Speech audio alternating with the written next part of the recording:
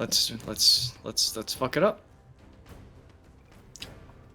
Enormous undead creatures come running at you from the north, covered in scrawlings, magical formula carved into their flesh.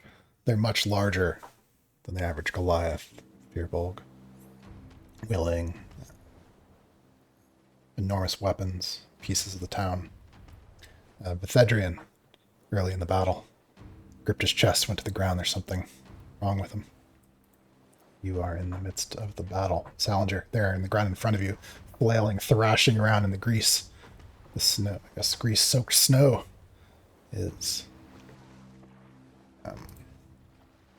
which one they are? Maybe that's a lumberjack. Maybe that's a builder. Who even knows? It's a Goliath of some kind. It's your turn. Just because they're all big and blue doesn't mean that they all look alike, Chris. It's true. I can't remember That's which very one. skinist. I can't remember which one is the lumberjack and which one's the builder.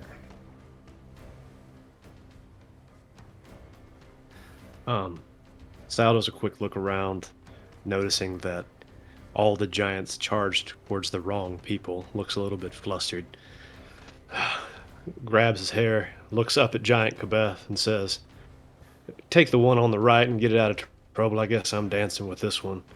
And looks at the Firbolg laying on the ground, says, "All eyes on me now, big fella," and then jumps at him and tries to take a swing with Poppy, with my bonus action also attacking.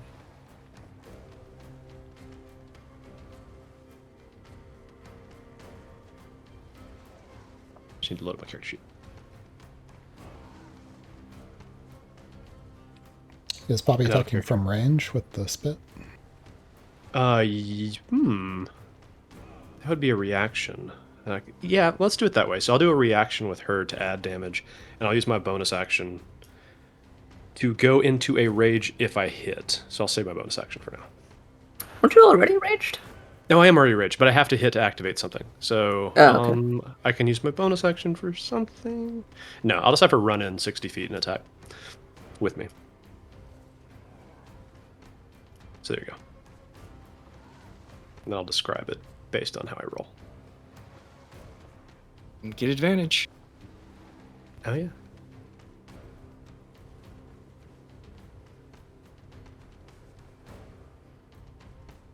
Ho ho ho.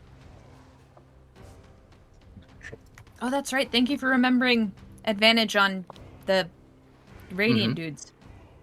You're a true friend. That's the prone one. Yeah, this is the greasy one. So Poppy also attacks. Amazing. Yes.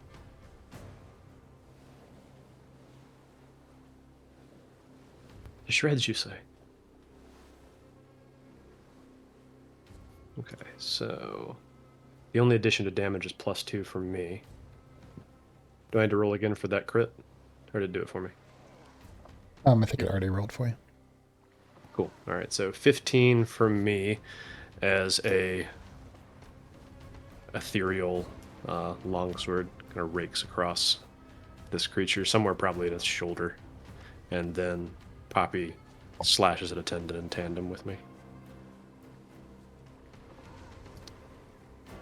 So is that 15 plus 6? Cool, 21. Then, from that ethereal blade, little motes of like glowing smoke start to drift around this creature on the ground and start peppering at him, swinging in, kind of flying through him.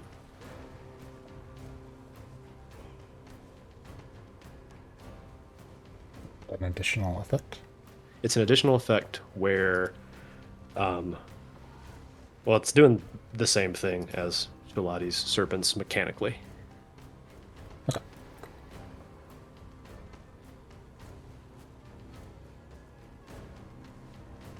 Which is disadvantaged to other people. Besides me. Alright. Anything else on your turn? That bonus action. Can't do any spells because I'm raging, so let me see what my option is real quick.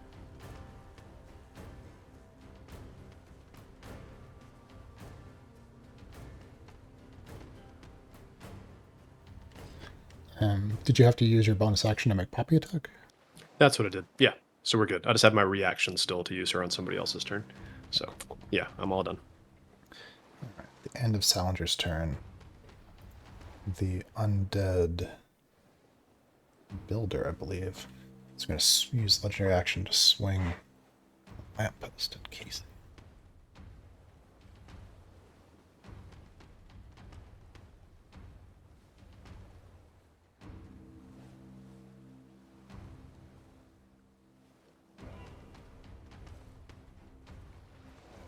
Wait, I need to read this.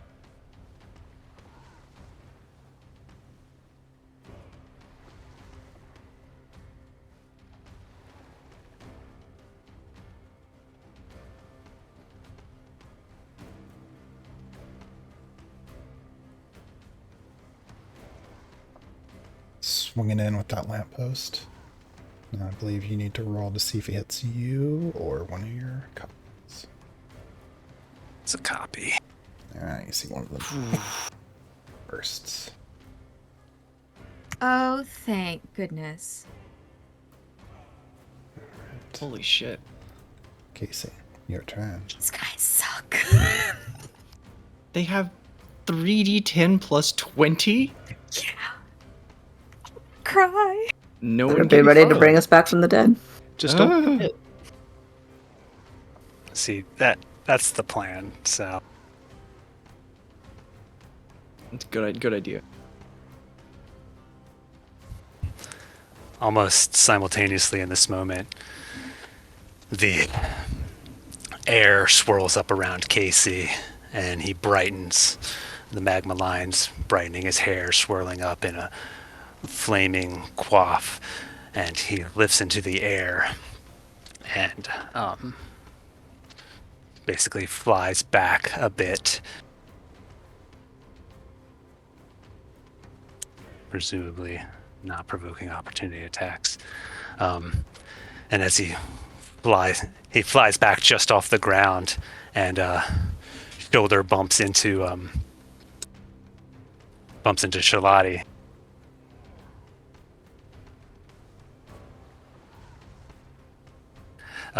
And right as he bumps into her, the creature's swing comes down and smashes one of the cases into dust.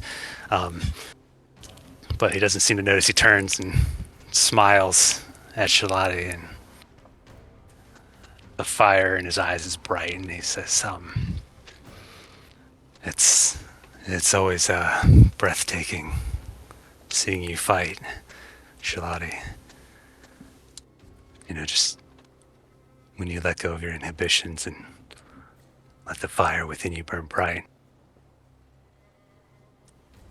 The snakes around her turn. One of them turns to look at Casey. They don't have brows, but they probably lift them.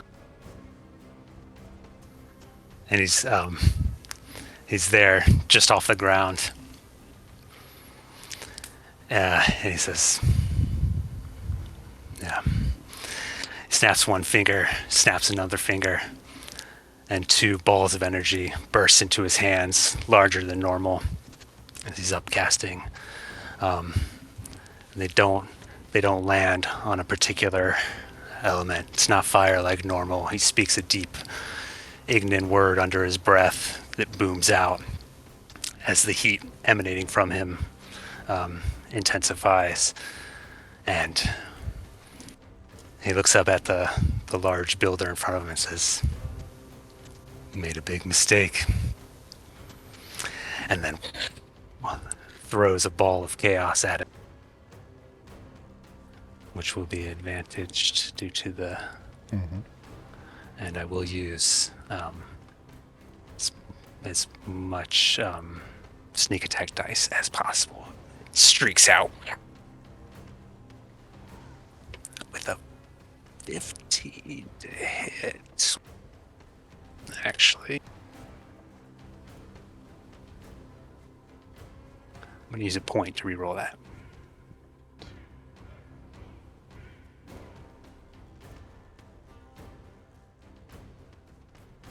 Ooh. The points you choose which one.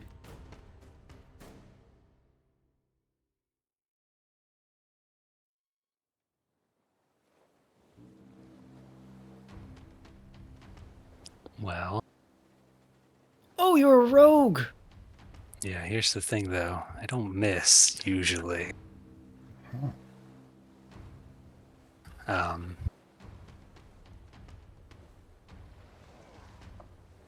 So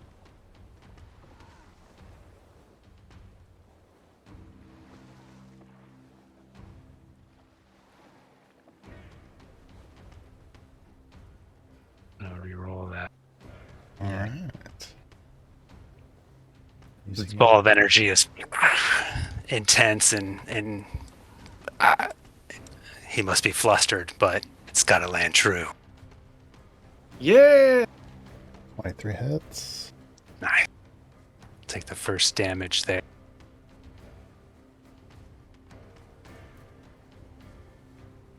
Seven and 5.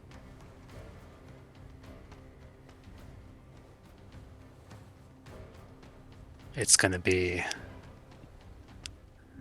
Did we learn any resistances these guys have yet? I think. Maybe not. I'm not sure on these guys. I can't remember what damage I've done to them. Well, I did radiant. They're not that. I think I've done lightning. I think it was bludgeoning or something, like simple stuff. Was that Well, right? I've done a chaos bolt with lightning on Oh, okay. some of them. Was lightning effective? If you have hit with lightning On the- before, you would know that lightning worked. Yeah, so it lightning damage. He takes 15 lightning damage. Plus another 6. So 21 lightning damage total on the builder in front of him.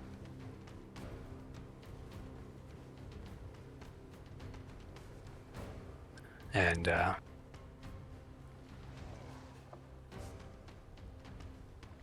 I did upcast that, so it's going to be an extra d6 for another 5 lightning damage. So 26 lightning damage total on the builder.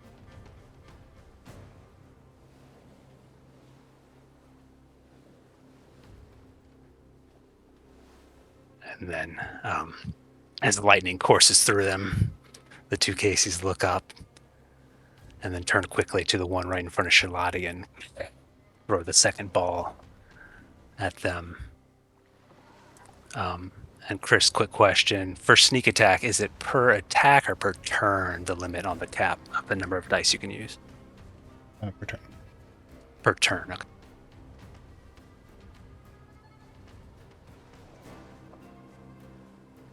So I think I'm at my cap of sneak attack, but I'll double check. If not, I'll use some on this guy too.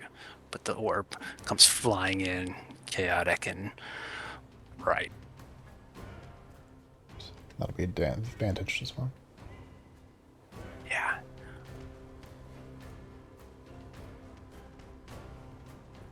$20 to hit. 20 hits.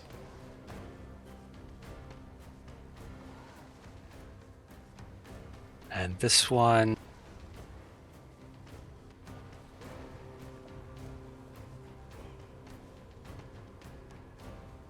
This one is fire. Right in front of Shalati, this ball of energy crashes into the creature in a ball of flame that brightens the area.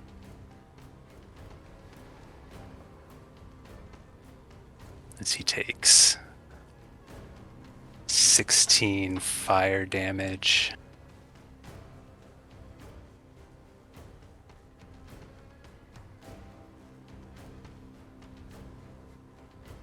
Fire.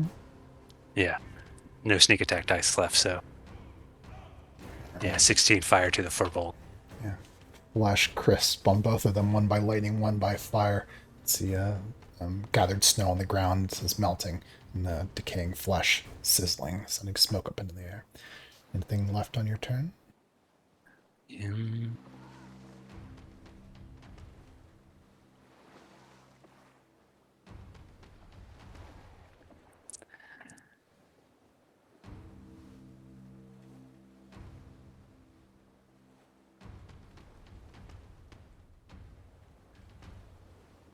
Yeah.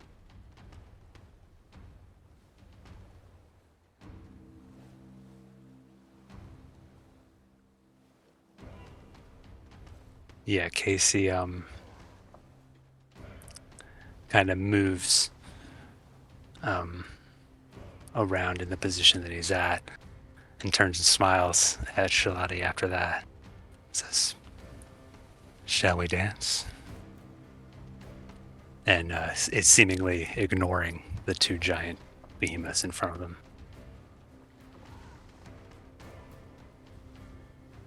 Desmond, clock right. Yeah. Okay, you said that these creatures are covered in runes and stuff. Is it anything that is legible? It would take certainly some time to try to decipher this sort of things, but just at a glance, it is some sort of magical script, and it does seem to be in the common language. Am I able to determine at a glance if the script that is carved into these creatures has any magical effect on them? You could use your action to do an Arcana roll, trying to pick out what you can from the script, and if you succeed, I'll give you some information.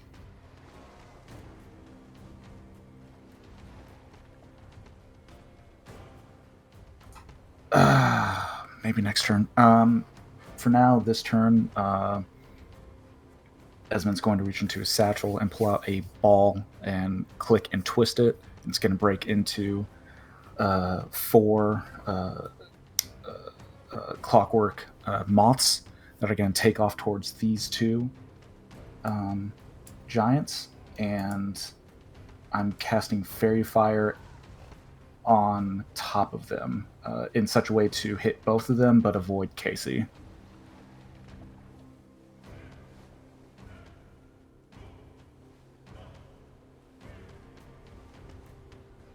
Okay, I think that's possible. All right. Okay, dexterity saving throws. Top down, left, right.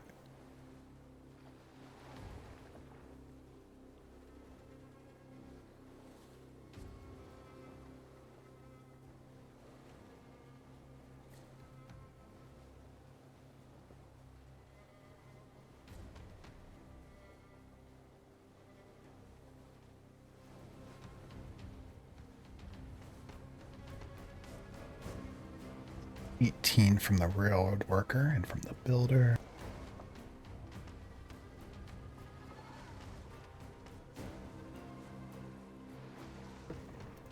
Oh, jeez. Good rolls for both of them. That's 18 out of 20 on their saves. How many how many spark points can I use per turn? Is it just the one? Yeah, just the one. Let's go ahead and use it on the top one, the Fearbold looking one. I'll burn a spark point to have him re-roll that.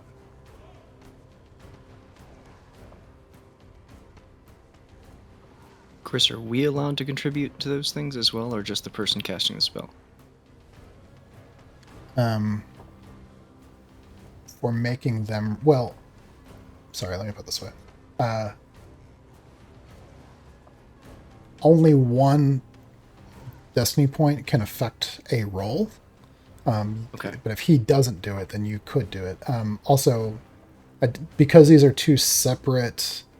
and I misspoke a moment ago. Because these are two separate saving throws, even though they're the same spell, you could use another point for the other one as well. But to redo the railroad worker, it's a failure. And you said I can't use another one to affect the other creature? You can to affect the other creature, but not the same one. Then I will use another point to try and re-roll that 20 as well.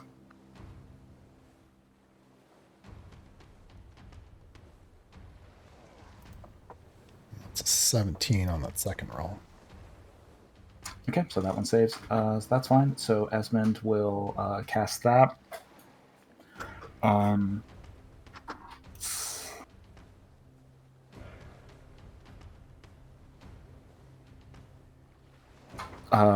Typhon is going to run up beside that creature that is affected by fairy fire and go full defense.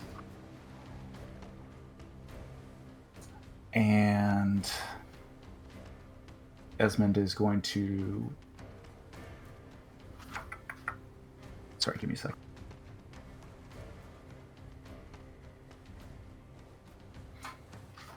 Esmond is going to use a bonus action, and that same ability that he had used on Kibeth when they were fighting the sharks forever ago now, it seems like.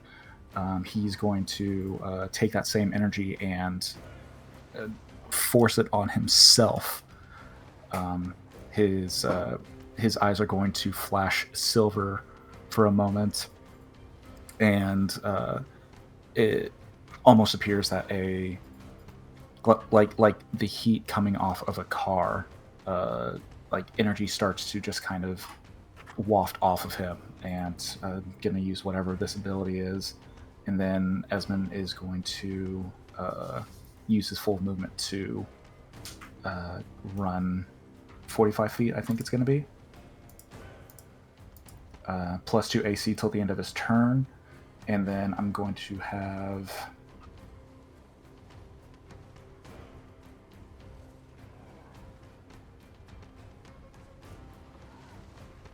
And then I'm going to have Zephyrus fly his full 50 feet.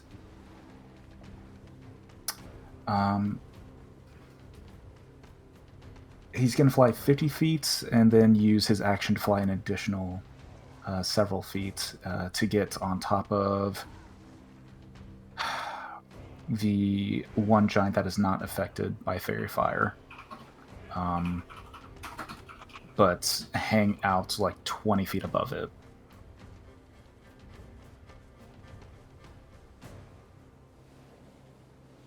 And that'll be my turn.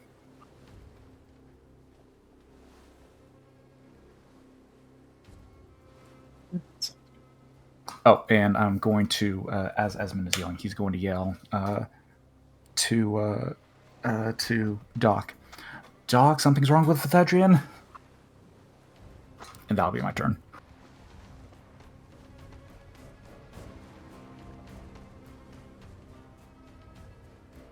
Yeah, you see Cypher's grabbed onto Thedrian and is dragging him back towards the southern tree line.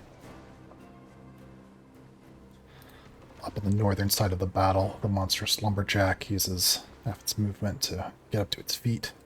Grease. It's a greasy boy.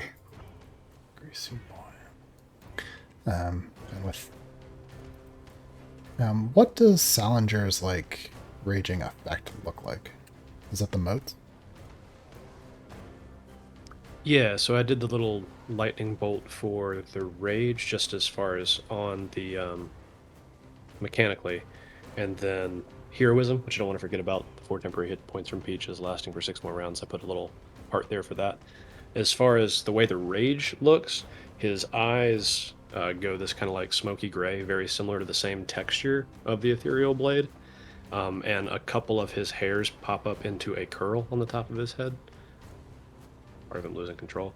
The moats are a side effect of that when I hit a target, which was Fabled Guardians that I put in the chat.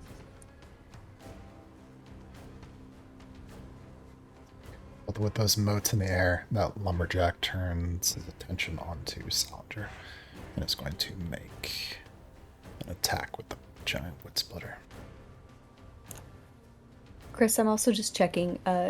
Did you have that guy who just stood up in the grease do his saving throw to get up?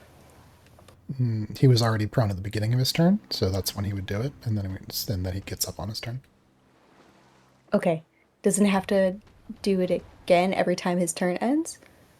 When his turn ends, but his turn hasn't ended yet. He was prone already before his turn started. Got it. Okay, just checking. Just going Thanks to... for looking out.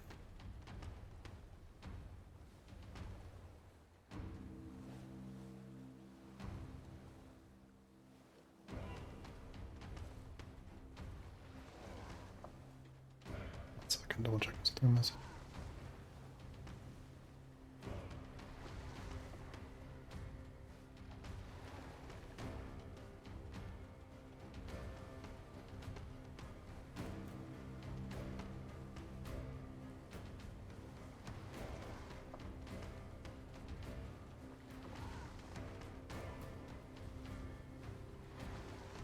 Make attack at Salger.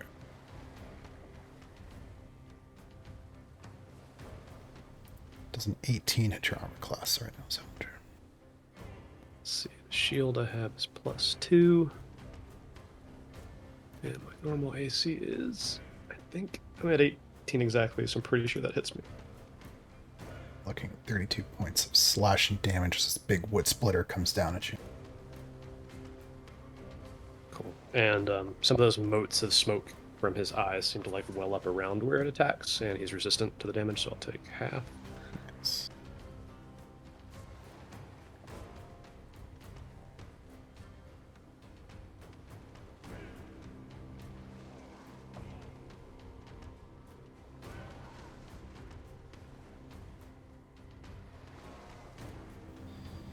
And then with half of the creature's movement remaining, it's going to leap into the air, come down on the other side.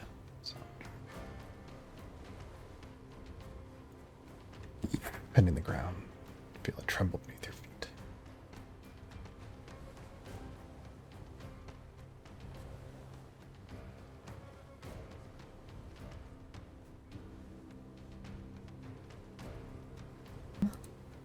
And that's everything for the creature's turn.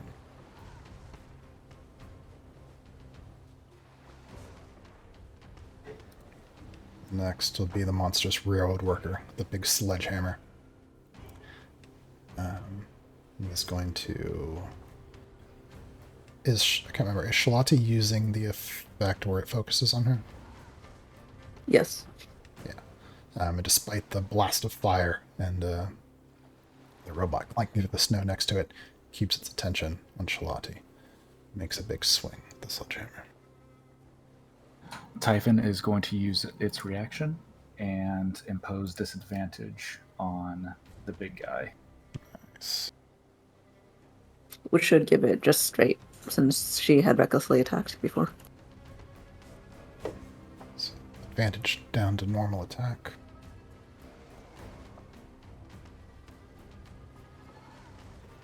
What a good robot. And that will hit.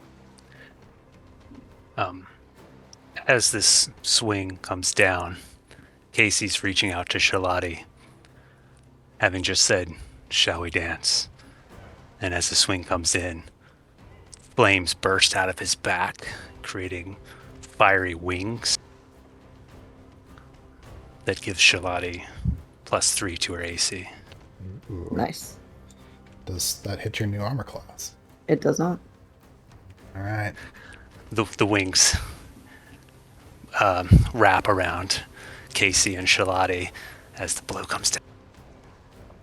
There's a hiss, and you're not quite sure if it's the hiss of water boiling off from fire or from the serpents, the spectral serpents hissing at the new flame, or what.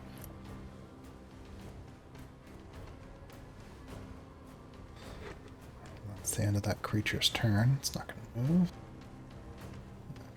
Peach Pine's going to go running forward.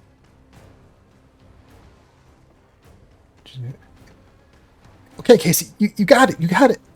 And you are going to... She's going to use the help action on you to help your aid your next attack. And she's going to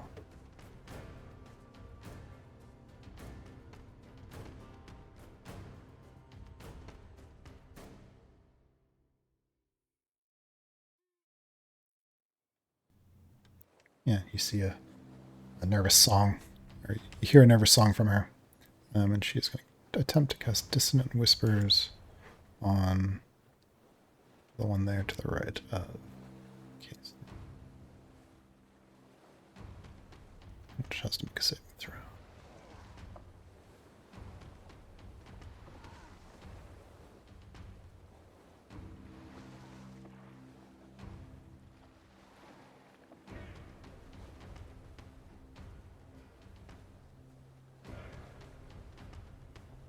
So wisdom save.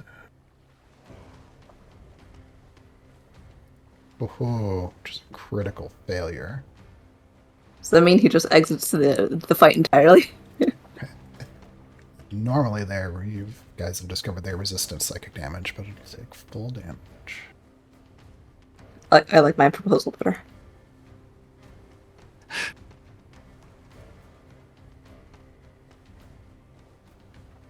Yeah, it's going to use its reaction. Does that part work?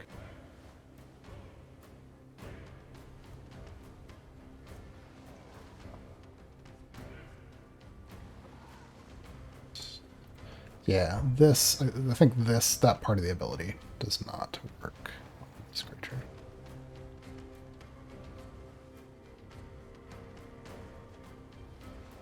Interesting. It doesn't actually say it's like a fear effect.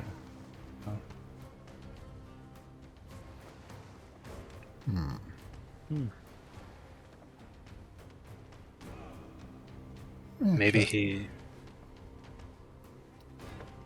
Yeah, you see this creature reaches up and grabs on its head and starts stumbling backwards. Backing away from Casey.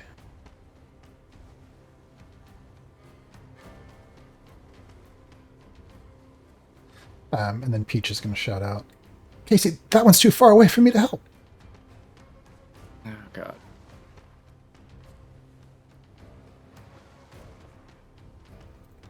All right, Doc, you're up. All right. Oh.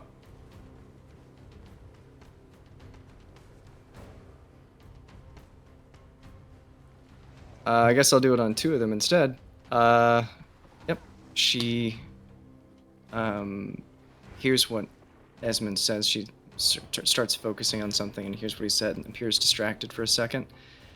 Then watches as one of the creatures runs away. She looks at it and does the calculation. She can't get to it. So she just takes a quick breath and tries to reach out, feeling for the essence of both of them. Have them both. Wisdom? Charisma saving throws. DC 16.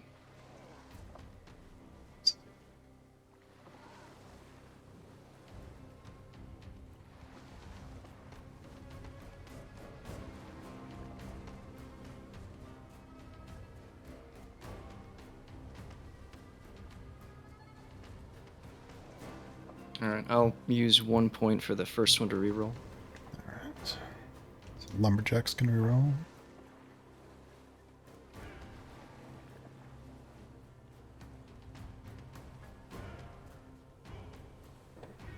That's 2 failures. Excellent. She feels the presence of both of them and sort of reaches in and twists something inside them, and then with a puff, she turns and starts sprinting back towards where Vithedrin is. She slides across the ground, sort of on her knees, coming up to where Seifert is pulling him back, sort of stopping them in their wake, throws the mask off of her head and starts looking at him and says, "What's going on? Where does it hurt? Yeah, you can see that his face is flushed, his hands gripping onto the plate of his armor above his chest. Fingers are tense, there's just a clammy sweat on his skin. And he's very clearly in pain and distress. Okay, that's the end of her turn. Do I need to mark those guys? I marked them with those skull things for... That's Bane, Cool. right? Yeah. The end of Doc's turn, the Lumberjack is going to use a legendary action to make an attack on Salinger.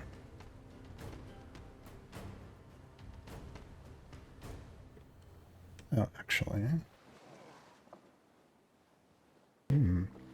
is forced to make a disadvantage attack onto Beth. It's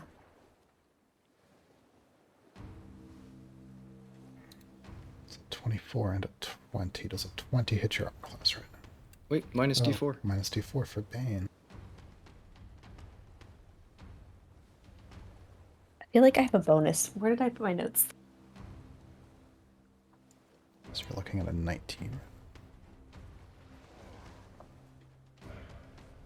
I am currently at 20, so no. Nice. Yeah, it comes swinging in with the wood splitter. Hell yeah. Does not hit. That's a bonus from something that you did, right, Patrick? The -1 is yes. Okay, where did I get the bonus to my armor? I thought it was something you did. There was a temporary thing that I had done, I think, in a previous fight, where you got +2 for that round. If that was from me, though, I think that was all. That's the only thing I can think of that would be +2 from me. Wait, I'm just making sure, because if not, my armor class is not 20. Give me 1 second. You are big, if that helps. I don't think that changes my armor. It should.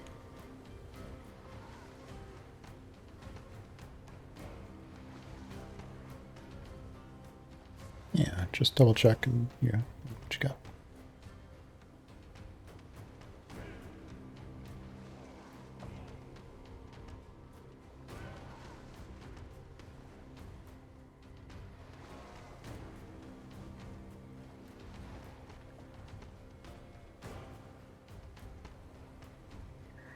Yeah, I can't remember where that +2 came from. I'm 18 otherwise. Okay, yeah, Is there anything that we can re-roll? it sounds like to get you to a 20, more than likely it was that thing. Like the shield of faith kind of thing? Yeah, yeah, it has the same. It's just a but it's a part of that shield that I got. Yeah, did you not use it in this battle? Is that just from last battle and I didn't change it? I think that's from last battle because I have to be within 5 feet of the It, person. it would only last for the round anyway. Mm-hmm. Okay, then my armor class is 18. Okay, well, you're currently looking at a 19. Well, then you hit me. I guess I'll use a point to Yeah. have him re-roll that. All right, make it a second attack.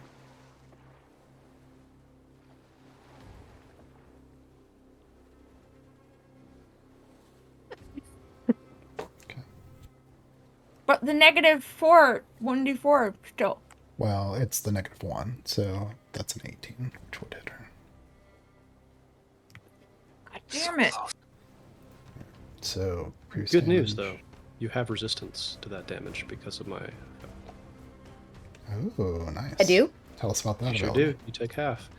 So as the strike lands against Kabeth, those little motes of smoke, they're kind of dancing and passing through, hit that arm, disrupting the attack and slowing the swing, mitigating some of the damage. Nice. All right, so you'll take half of 40 slashing damage. I think Good lord. in this moment, the fiery wings that have cocooned Casey and Shalati dissipate. And he's just there smiling at her with his hand extended. Shalati, your turn.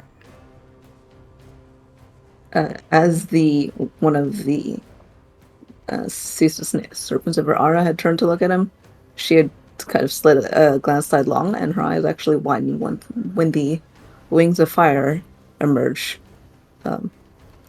Little mouth frothing slightly, and her brow furrows before. Quick question. So the lumberjack, like the one that's facing Kibeth and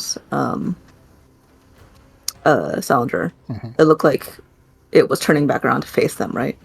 Yeah, it's facing towards them. Okay. Salinger specifically. Okay.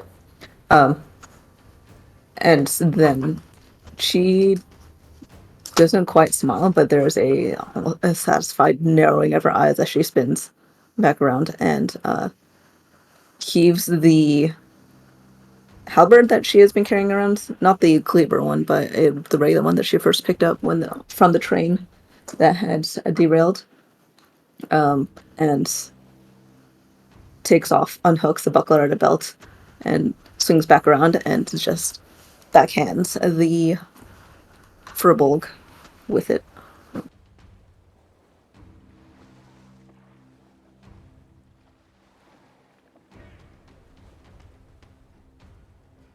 I like Advantage to. too. Oh yeah, that's right. I like to think that she did this in a sort of a dance like spin.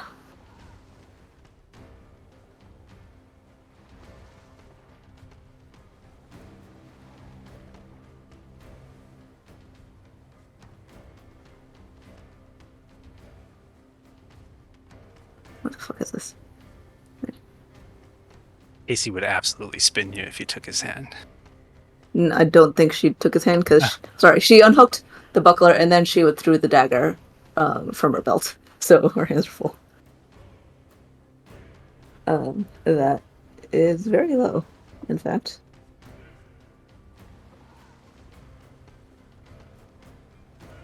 Did you roll with advantage? I did not, actually. Thank you. That's much better. Ooh, yeah, 23 will definitely hit. Yeah, so that's 6 bludgeoning damage for the shield hit, and then she follows that up with a swing stab at his side with the dagger, with 2-weapon fighting, as I believe the shield also classifies as a light weapon. As the shield strikes, Poppy dips to the side and spits acid at it, adding extra D3 to that, or 3 points of damage to that hit. Okay. So with the shields hit and then the dagger hits, and I think I'm gonna go ahead. The robot counts as an ally within 5 feet, right? Mm-hmm. Okay. I'm gonna add a sneak attack die to that. All right. So where am I? 7 bludgeoning. Oh, sorry. 6 bludgeoning damage. 13 piercing.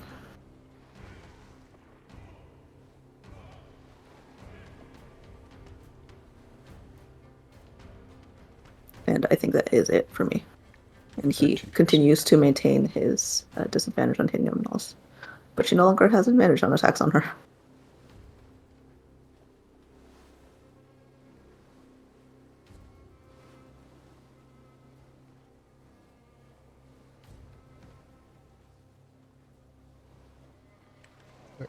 Did you say the rage ends, or?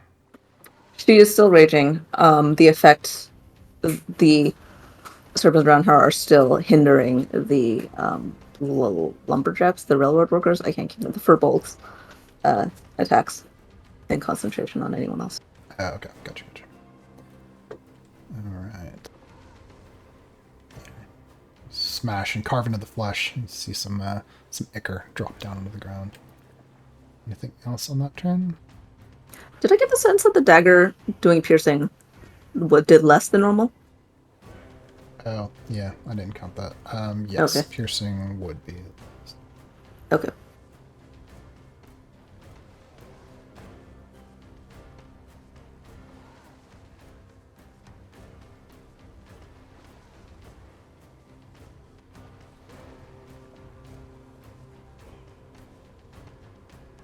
All right, at the end of Shalati's turn, the railroad worker is going to swing his sledgehammer at. Can't do her. Oh, Casey's technically reach. Let's do Casey. I'll tell you. Let's roll D2. Yeah, Casey. Make a disadvantaged attack at Casey.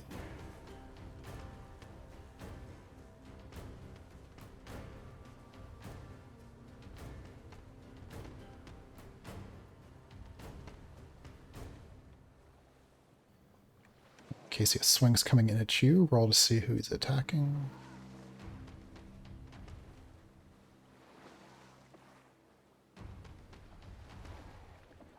Is that you or the cop? It's me currently. Okay. Is that his roll there? Yeah, does an 11 hit your armor class? It does not. Oof. All right, big sledgehammer coming in.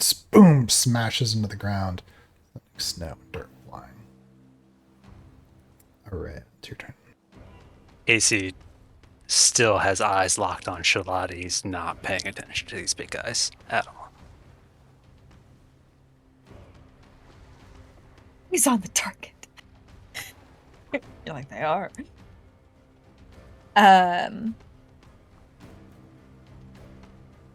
The guy straight ahead of me is the railroad worker. Which one straight ahead? The one next to Shalati? Yes. Yeah, that's the railroad worker. Okay. She is going to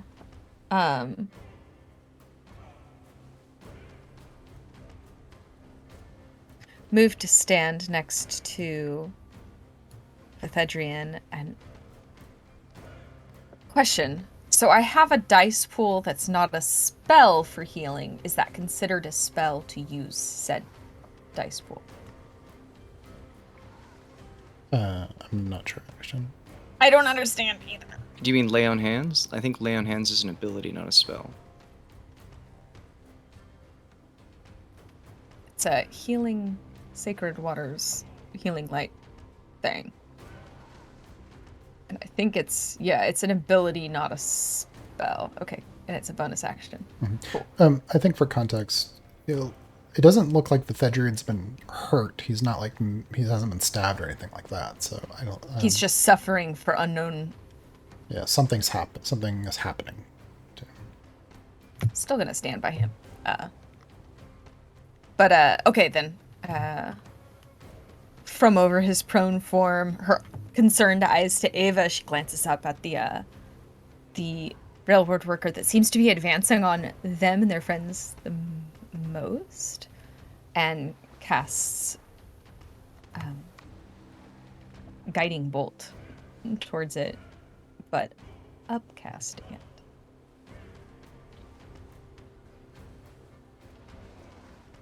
I'm gonna re-roll that. Okay.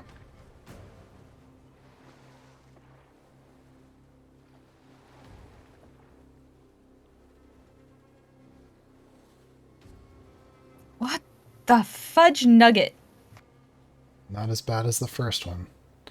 But yeah, you see that guiding bolt goes flying in and smashes against the creature's sledgehammer, deflecting off just into the air.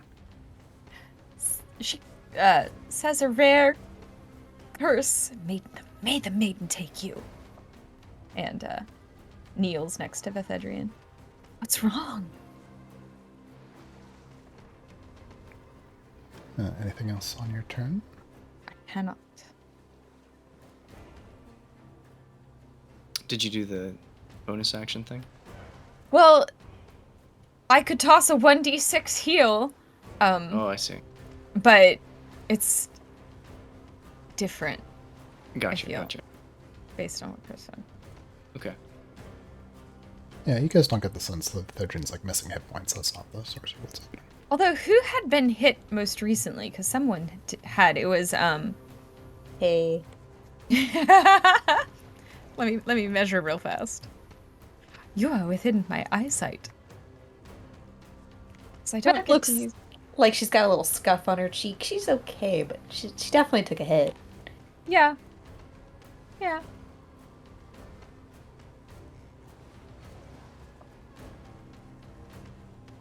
So I could use this.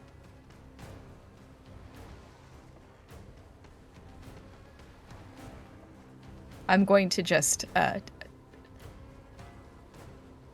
feel uncomfortable with this entire situation with everybody. I'm gonna toss you just a little 1d6. I'll take it. Yay. I will take 5 points. Does that add my level as well? I'm trying to remember That the kind of rule healing? that I was doing for these where you can split it up like that. Yeah, I'm not sure. Usually with pools, I add to the entire pool. Interesting. Yeah, probably not for this. Yeah, probably not for this ability. That's fine. Cursing the maiden in one breath and sending her blessings in another to her friend in need. You and your gods. It's none of your business, Casey. Okay, so Kabeth is healed for 5. Anything else on your turn? I cannot. Kabeth, your turn.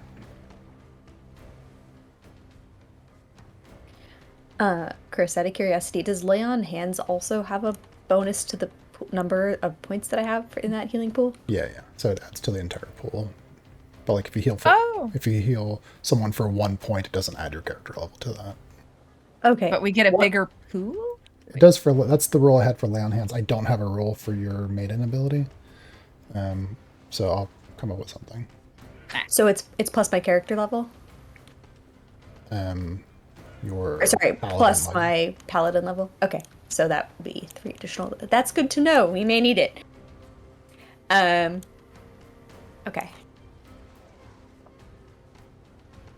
As for what I'm doing, so I'm within like reach range of that big one in front of me, right? Yes. Okay, so I can't move away from him without taking an attack of an opportunity, right? Unless I hit him first. Assuming that he can use a reaction and wants to, he could attack you if you. Yeah. All right.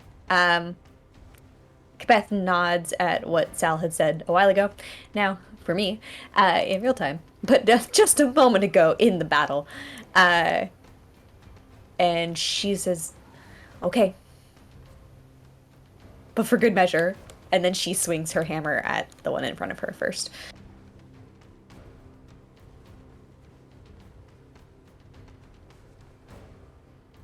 I assume a 25 is going to hit. Yes, a 25 does it.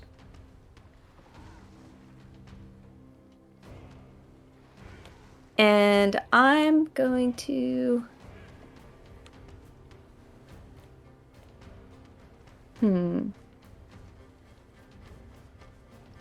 I'm going to also invoke the fire rune, because why not? So when I hit a creature with an attack using this weapon, I can invoke the fire rune to summon fiery shackles. The target takes an extra 2d6 of fire damage, and it must succeed on a strength saving throw or be restrained for 1 minute. So, let me just double check the DC on that.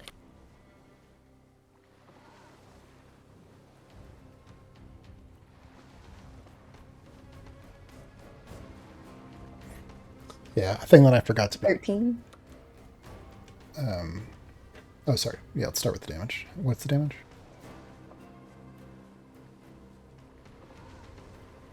Uh, 2d6. So altogether, the damage I just did is 10 bludgeoning plus 5 from Giant's Might plus 4 from Radiant. So that's 19 plus an additional 2d6 from the fiery shackles that appear at least. So that's an additional 7. So that's 26 total, and then you have to succeed on a DC 13 strength saving throw or the shackles remain for at least this round. Yeah, as your warhammer comes down, there is a crunch of bone, and the tearing of skin, and it reveals too many ribs. You have bloodied the Huzzah! Nice. creature. I'm going to roll a saving throw. A thing that I've been forgetting to do, but I'll start remembering to do now, is these guys have advantage on saving throws. No. It's fine. You try. Jump distance is movement speed? What? It's fine. I didn't expect it to save, but it was worth a try. I expected it to save. So then Kabeth winks at Sal and says, "You've got this." She sees the fiery shackles kind of vanish, and she's like, "Rats!" But she moves away. Which one did Sal point out say to go after? I can't remember. The character. The one that was engaged with Casey because it keeps trying to smash him. So the one with the bear hat. Okay. I have plenty of movement. I'm going to come up behind him. And let me just make sure I'm not forgetting anything else I can do on my turn.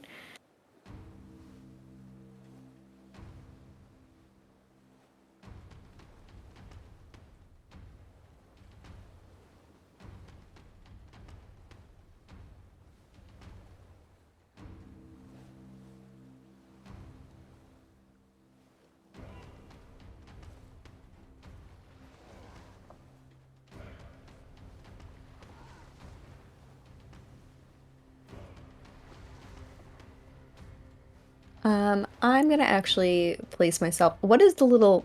Is that? Oh, is that a bird? Yeah, he's up. He's up in the air though. Okay, I'm gonna put. Valid target. No I'm gonna put myself here, and that's where I'll end my turn. With our hammer raised for my next blow. Sounds good. The monstrous builder, stumbling backward, holding his head. Whatever effect was on him seems to have worn off. He blinks a few times, and then growls and goes running forward. He's gonna, run. Leaps through the air, down right there in front of Besmond, and a big lamppost. Tank. It's a good thing you kept that greater healing potion, right? Why do you always get on the front lines, Kevin? I don't get it. I thought about going over to that one. Oh, I should have. Well, fit your armor class. -4. Does that say 47? Yeah, bludgeoning Jesus damage? Christ. 47 damage at -4. -d4. No. Do you want me to roll the d4 from now? Okay, you got it. It's easier for me if you do. Okay, I'll do that. A 9 does not hit. All right. Huzzah! Yeah, big lamppost comes, smashes in the snow next to you. Bits of rock and dirt and snow fly up all around you. You see this enormous creature peering down at you. Yeah, Esmond has that weird energy mist kind of hanging above him, and as the lamppost comes crashing down, he just looks up in the air above him and just kind of sidesteps it before it comes crashing down.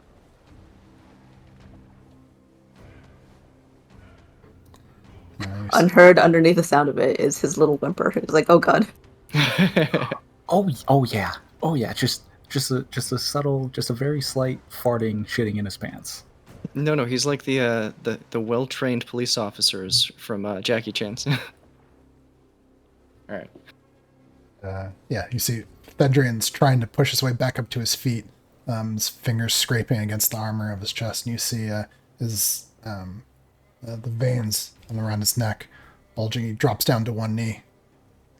Seems to weaken. Collapses down at the foot of Doc and Array, with Cypher trying to pull him towards the trees. He's completely unconscious? He seems to be... He's at least collapsed.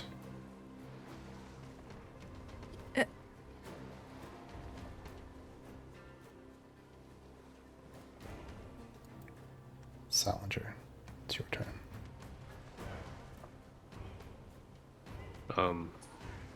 Sal looks this giant up and down, realizing he's facing the wrong direction. Walks around this way. Now, when I said pay attention to me, I meant, and then he swings at it. And bonus action for Poppy to attack simultaneously. She'll be clawing at his Achilles, and I'll be swinging at his knee.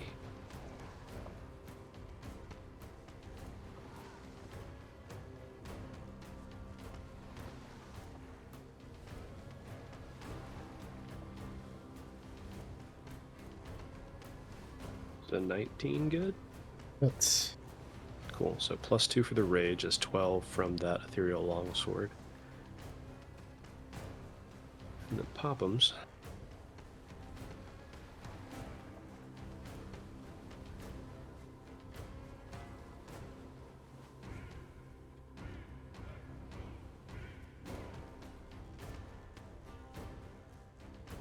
Misses miserably. I'll use a thread point when I see her kind of stumble in the snow and start to attack badly and go, no, Left foot. To reroll it.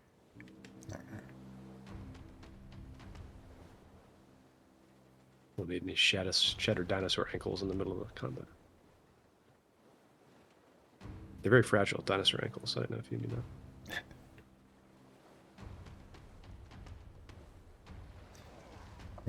13 probably misses, though. 13 scrapes of the skin, but doesn't seem to be deep enough to do any real damage.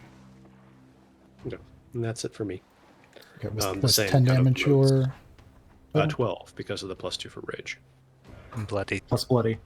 Oh, plus bloody, yeah. So 12 plus bloody. Yeah, you're tearing through thick skin, breaking ribs, and as parts of the flesh are torn open, you can see it's almost as though these creatures have too many bones. That's way too many ribs to... And as he snarls, there's just too many teeth in that mouth. Gross. I'm going to use a reaction immediately upon seeing that as the sword strikes to infuse the strike with an extra d6. Alright. As he goes, ew, ew, ew, and Poppy instinctively spits at it to try and cauterize and cover up whatever those horrifying things are in the wounds.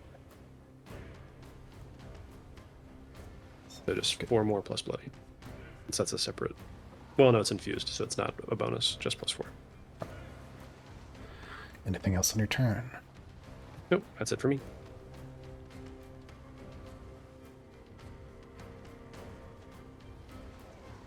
At the end of Salinger's turn, the builder is going to use legendary action to attack his.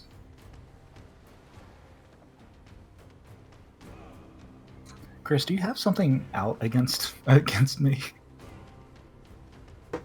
Yeah, a lamppost. Just study its attacks. They're sure to be illuminating. Okay. I'm currently looking in the 19. 17. 17. 17 currently misses. Yes! Wait. This one isn't banned. Oh, Yeah, that was the one I'm that sorry. was Yeah, you're runaway. right. He was the one that... Yes, I'm sorry. So it's just a 19 to hit. Mm-hmm.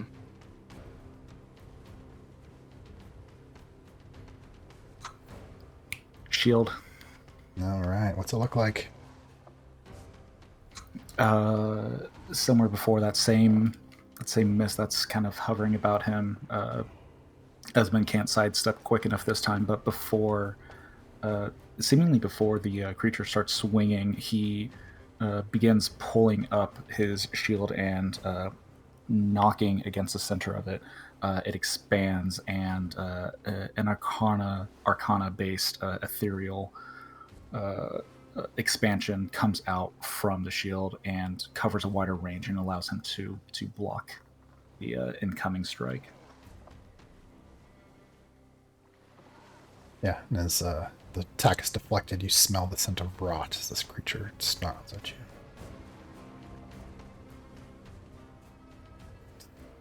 Casey, you're up.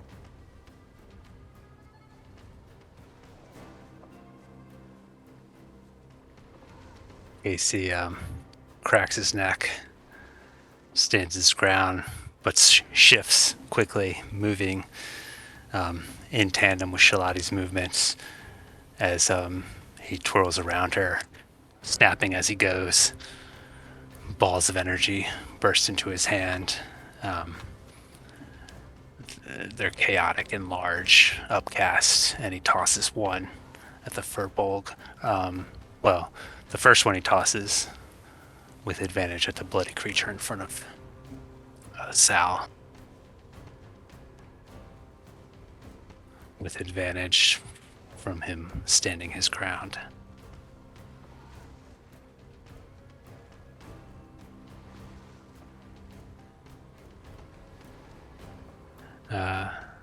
And I will use 2 sneak attack dice if this hits. It flies out past Shalati as he twirls around her and slings it. I'm going to use a point to reroll that. Yeah, he locks eyes with her momentarily and misses his aim a bit, but then adjusts. And remember and help me with the record keeping and put a thing in. Yeah.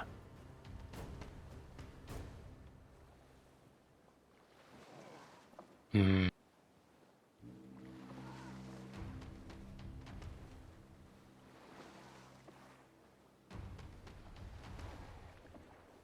Casey has to make this count. He's too lucky to miss. He's just lucky. All right. Ah, 22 hits. 22 hit. It's this ball of energy flies out.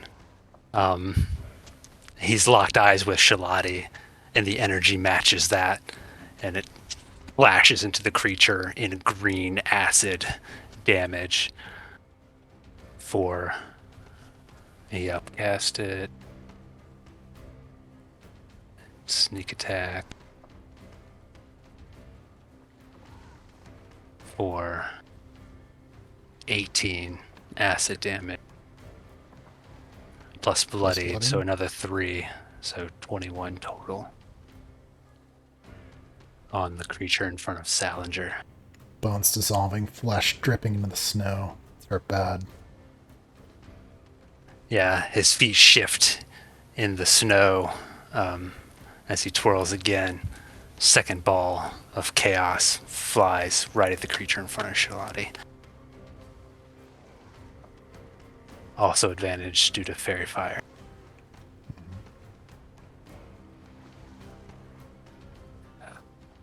Jeez. I don't know how lucky is Casey feeling tonight. Oh, he's so lucky. He can't miss these shots. Can't miss them. 25 Nice. hits. 25 hits. This time it's light that courses out from the ball of energy that smashes into the... All right, total damage. It is total of 19 lightning damage on the creature right in front of Filati as it courses through him. Casey has been looking directly at Shalati this whole time as he spins and twirls. Flesh is torn open. You can see organs inside, and the smell of rot spreads out. You've bloodied this creature. Yeah, he's breathing heavily. The fire is burning bright in his eyes, and he continues to move, but never straying too far from Shalati. All right. Anything else on turn? That's my turn. Esmond clock, right? Fucking balls.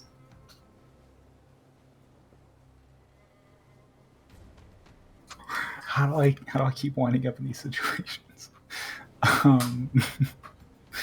Yeah, tell you what. I am going to use my action. I want to try and make an Arcana check on these runes to see what I can determine about them. I'm not going to make you do that because I put it in chat already. It's basically the shaped flesh ability. I'll repost. Or I can click it.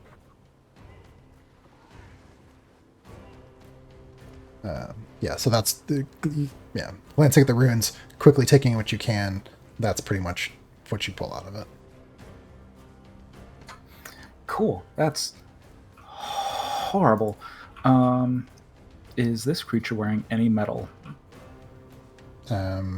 Yes, there are bits of like railroad metal and I-beams and things kind of like wrapped partially around it.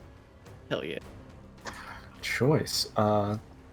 Still kind of feeling this invigoration of energy. Esmond is going to take an advantaged attack using Shocking Grasp. All right.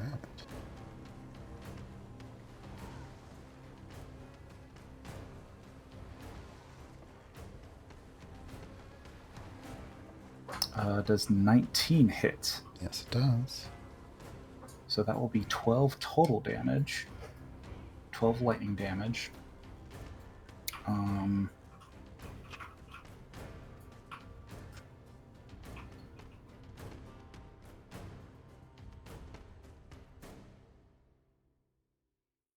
and Esmond is going to run around to the opposite side of it to try and pull away from Fethedrin and everyone else.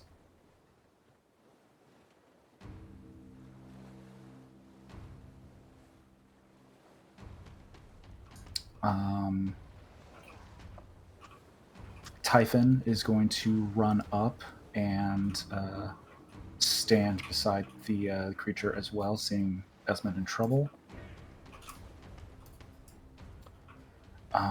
Is anything preventing the lumberjack, or wait, the railroad worker from taking an attack of opportunity? Nothing except Shalati's thing, if that's still up. Yeah, And- so it gets disadvantage on typing.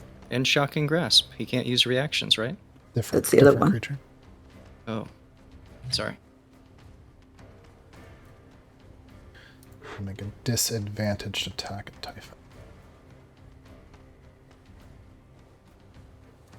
Does a 9 hit Typhon's armor class? Ducks underneath the attack and keeps rocketing off. Nice.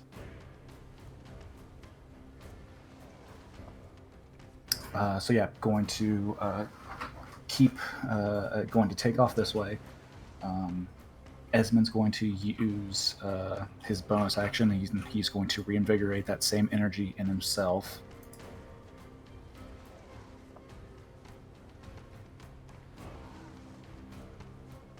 And you're gaining the AC in movement? Correct. And then finally, to end off my turn, I'm going to have Zephyrus zip up and take an attack against the creature right in front of Esmond. I think this is going to be the first time that I've actually used this. Eye lick. Gross. Yeah, Zephyrus is going to fly up to get 5 feet, get within 5 feet of it, and lick its eye.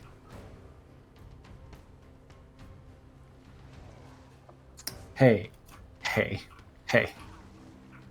I don't even know what an actual one would look like that. I'm going to use a spark to reroll that. That bird is definitely infected. Why would you try to do that? Just gets stuck in its eye. Yep. You now have a zombie familiar. Sorry, I don't make the rules. God. You are the worst familiar owner. This is a nightmare. Oh, I'm What so is sorry. up with the rolls this day? As Zephyrus Oh, God. Be gentle, Chris. flies in to lick this undead monstrosity's eye, as he darts in, his little tongue comes out from the beak. The creature opens its mouth, and its tongue reaches out and wraps around Zephyrus and pulls him to his mouth and clamps down on him.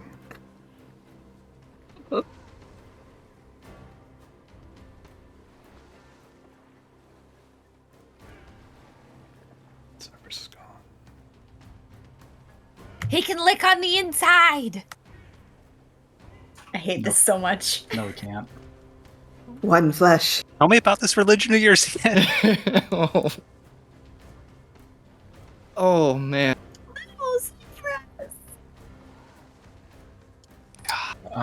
And that's my turn. And with the double ones. The undead lumberjack, unerringly focused on Salinger, comes in with another swing of that big splitter.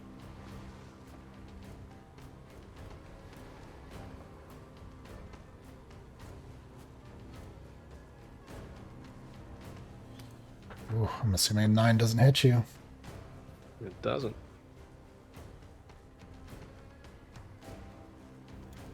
How about an 8? That one, though. Ooh, that would be cool armor. Reverse AC. Going back to old school Thaco. Yeah, wood splitter smashes into the ground, sending debris flying all. It's the railroad worker, similarly, gonna take a big old swing at Shalani. Ha.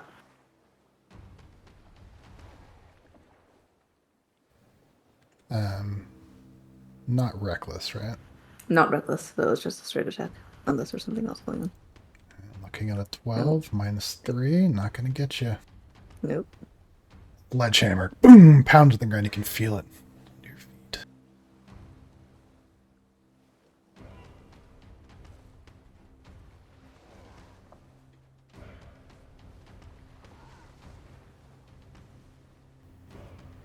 Peachpine says, Casey, come on, you can do it!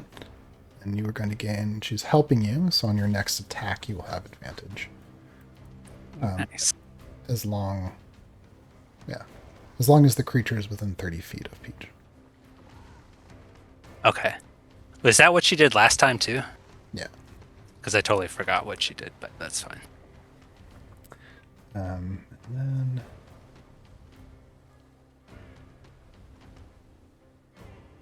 Oh, come on. Poor Ez. Do it. Just do it. Just end me, please. No, this is... She's got a...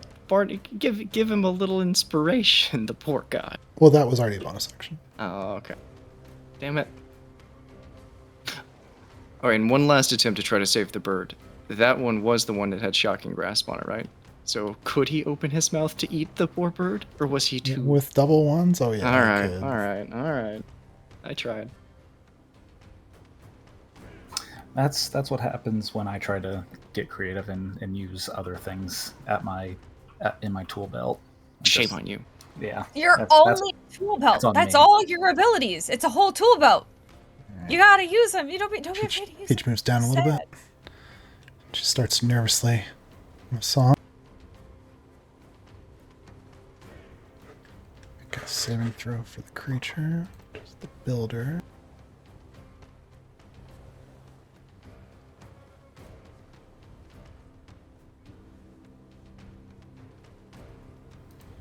Ooh, which I believe is going to fail. So it'll take half of 7 psychic damage. Bloody. Theoretically. Not bloodied, not bloodied. Unless it's the different one. And once again, it That's the grabs hold of its head and starts to stumble backwards. Doesn't Typhon it? and it does not have a reaction. Huh. Technically, because of shocking grasp, no. Yeah, cannot move. Okay, well, that happened. At the end of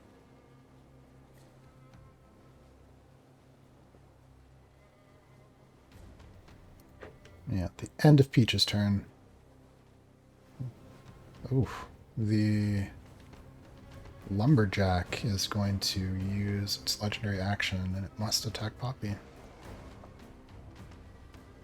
Poppy, no! Oh dear. What could go wrong? The good news, it's disadvantaged. Oh, And a 10 yes, misses. it is. We don't have to worry about the other one. It's just in case it gets a 1. Oh yeah.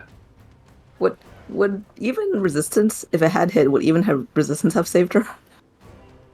I don't want to talk about that. We don't have to. Oh, So presumably Poppy's able to jump and flip out of the way as that wood splitter swings at her. Mhm.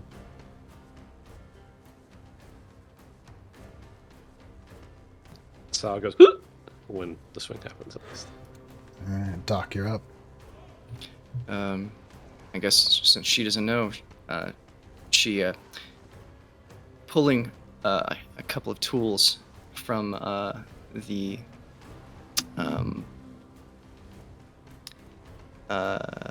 medic's bandolier that Seifrid had gifted to her. She clicks on a very small stone that sort of illuminates, holding back Vithedrian's head as an action. She's gonna, I guess, medicine check on him. She starts looking in his eyes, trying to understand and determine, like looking him over, checking his pulse, trying to figure out what's happening. Yeah, you can see that, his eyes have kind of drifted off, lost focus a bit. Make your roll medicine. Ooh, that's the natural 20 on the medicine check. Yes. Yeah, maybe in fact you were worried this might happen. Yeah, his body is having trouble maintaining all of the effort of staying functional with the prosthetics kind of in place. But you, with that, something that would cure him of paralysis would probably help this condition. Okay. Yeah, she looks. Yeah, she looks at him. She's checking him over, murmuring to herself a little bit, and then things. And then she looks up and says, "He's paralyzed. It's the. It's all the machines that we put into him. It's just his body. They're kind of rejecting it. He's paralyzed right now." She looks up with her eyes towards Araya, and with the excited finger guns, she looks she looks at Seifert. She says, "You can? You've got this?" And if she nods, or can she nod on her turn, or can she say something back to On me? your without turn, using- you can talk for free. No, can Araya talk to me back, or say It anything, would take or a communicate? reaction. Okay. Did you mean Araya or Seifert? Me. Araya. Okay. Can Araya? Yeah. Is there any amount of communication that can happen without You just using a notice reaction? that Araya perks up noticeably when you say he's paralyzed, but I think if we have some way, she perks up. Okay. Hopefully. And Araya's reaction's used. All right, fucking fine. Oh. All right. So could she talk if Sure. Or- Yeah. Oh, absolutely, yes. Okay. And she looks at Seifert and she says, "Help him to his feet, and then and get him back in this fight." And then she turns and she's gonna go with a nod and a trusting look towards Araya. She makes her way a little bit back towards the battle, noticing that everyone's engaged. She's not certain, but she knows that she's seen Sal take a hit or two along with the others, so she just begins reaching out and feeling for their essence, and she's going to heal Sal, actually, and that'll be the end of my turn. Sal, you take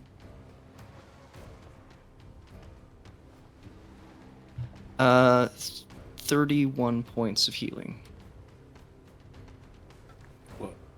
At the end of Doc's turn, the railroad worker is going to use its legendary action.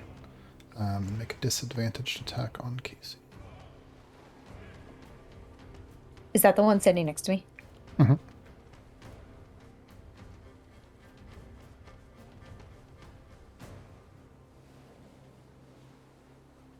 I think what it does, Shazati is going to use her reaction to make an attack in turn on the railroad worker, but for later.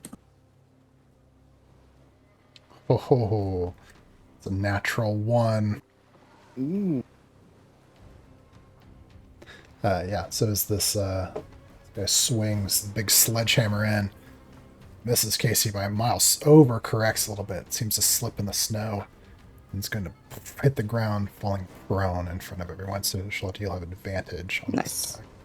It's double advantage, right? Because it still has fairy fire too. Double Yeah. advantage. Yeah.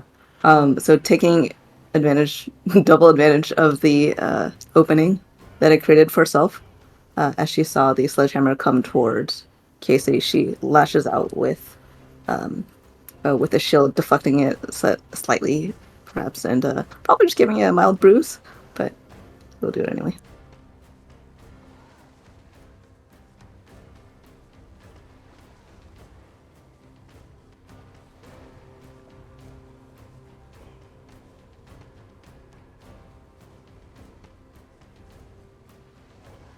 Yeah, I think Yeah. that's only.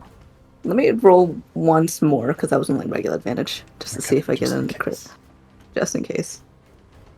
I can do 2d4 damage instead of 1d4. Nope.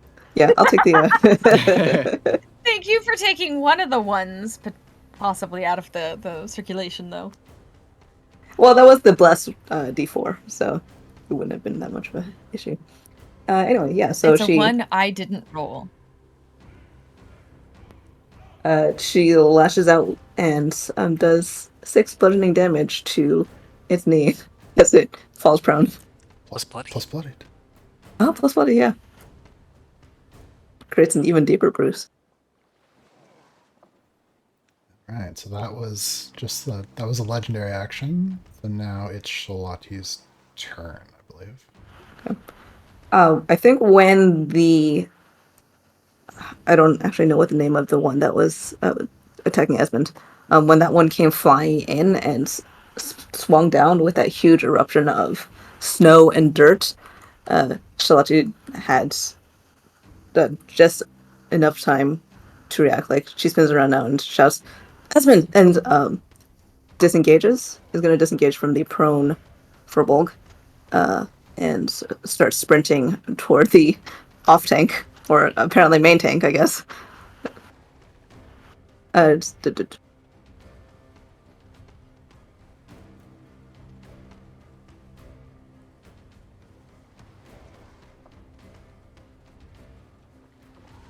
I'm just gonna dump slide in. And she comes sliding in with a she'll just come in with a punch of the shield to the which one is this? The lumberyard? It's the builder. The builder. Build-A-Bear. Build a bear? It's got a little bear head.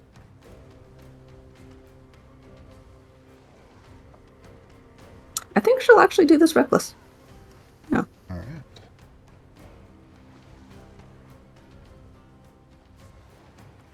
Probably didn't need to, but that's what I'm doing. And let's sneak.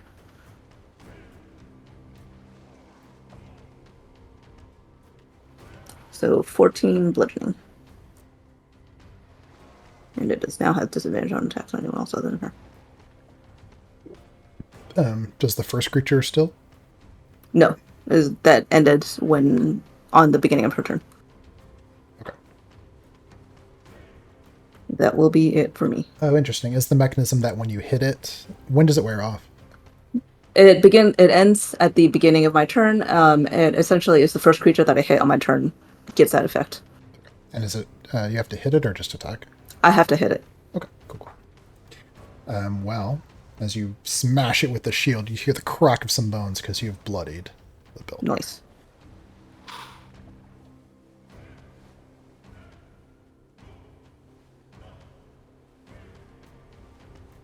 Anything else?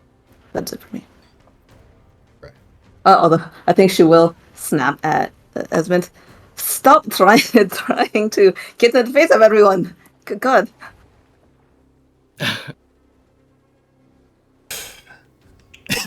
I read. Just She's kneeled over Vithedrian, having Ava's amazing insight into what was wrong.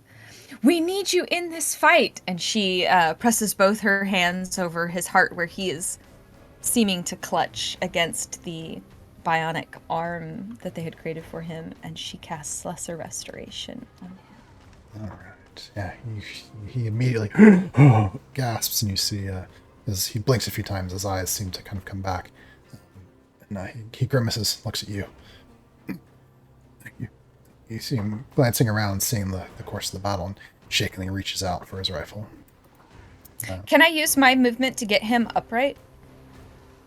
It would like help him up off the ground. No, I think that would probably take an action to do that. No, that's fair, but Well, let me think of that. Well, like picking up an object. You could use half your movement to help him up. yes, please. Because the evil monster is right there.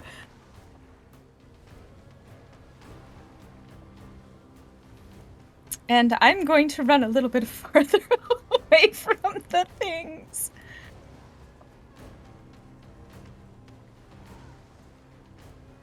Okay.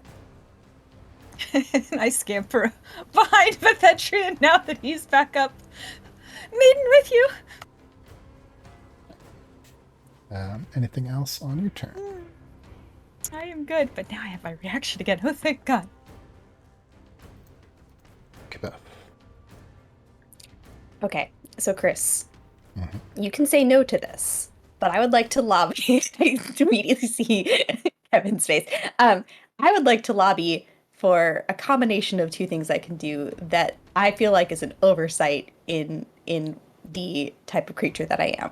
So, you can shove someone with your hands, but I, as a satyr with horns, also have a different ability called ram, which is a unarmed attack.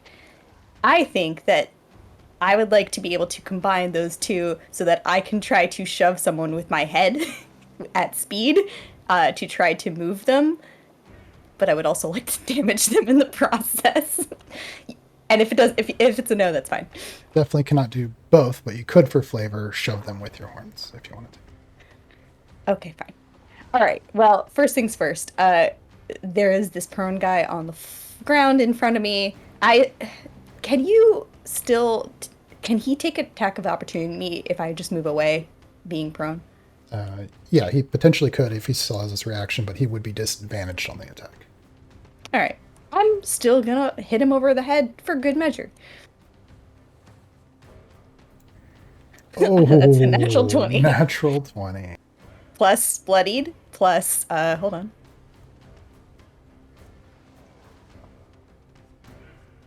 That's an additional 5 from that, plus what is bloodied? Half your character level. Round it down. I'm pretty sure it's 3 for everyone right now. Okay. So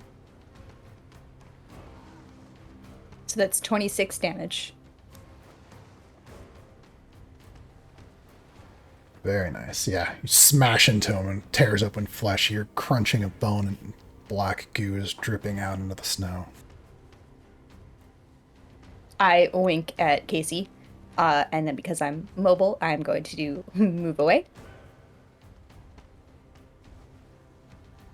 All the ladies abandon Casey. And I'm going to action surge, so I have another action. Right.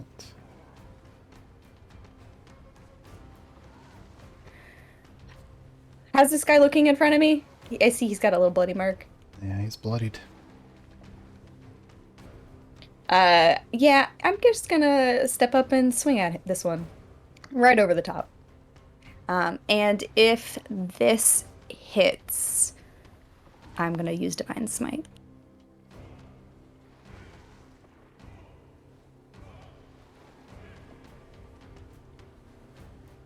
I'm gonna re-roll that.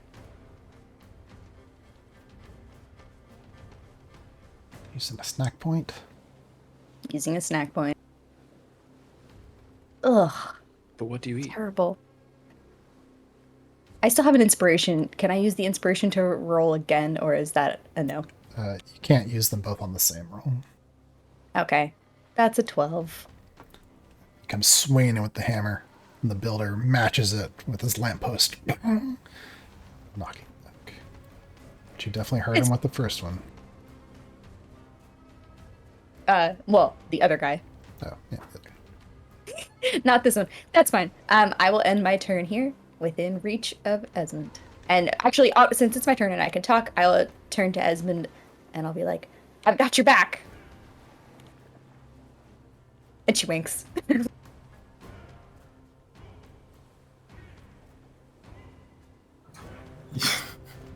He looks up to you and he just has a horrified expression.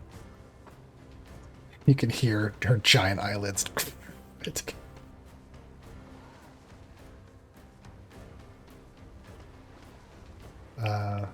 The undead builder, with those serpents, ethereal serpents swarming around, fixes its eyes onto Shalati. It's going to attack.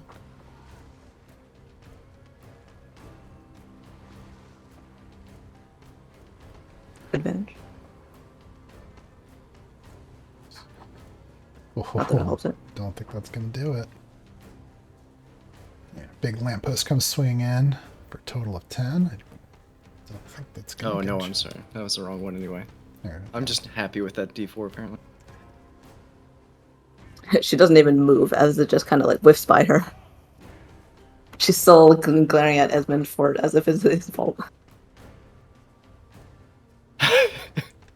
Thedrian helped up to his feet, hoists his rifle, and quickly glancing around is going to aim at the one that is close to Casey. Let's take the aim action. Salinger, it's your turn.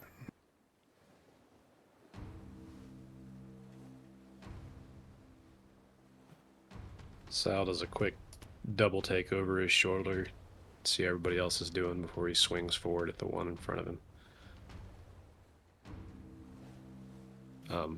Hollering as he does, "You all right back there?" And I don't want anybody to waste their reaction on that as a response, but it's just something he would say.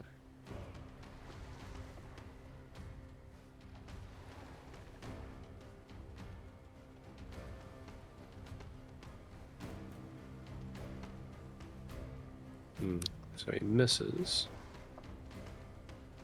Then bonus action for Poppy. Sword comes down and that lumberjack knocks it away with the haft of the splitter. Ooh, Poppy will hit. Excellent. So 9 slashing damage as she rakes her claws across the back of his calf, presumably using that moment of opportunity when he blocks to be able to get a good hit in. Tears down the flesh, cutting up, and you see parts of the spine and ribs in the back. It's in really bad shape.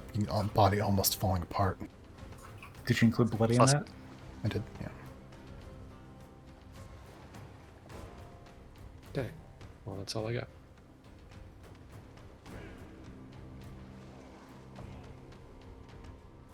End of Salinger's turn.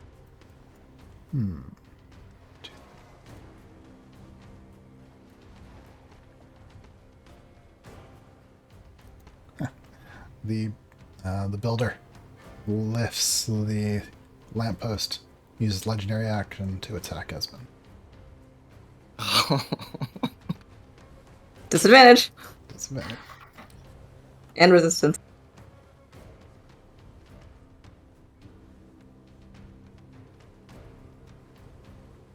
Esmond, why do you keep doing this? Oh, yes. Not a natural Okay. 20, but instead an 8.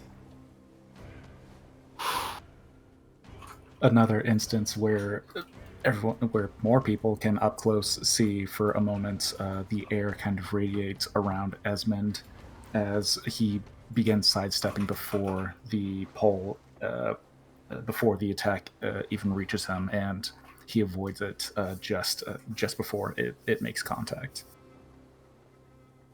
Casey, you're up.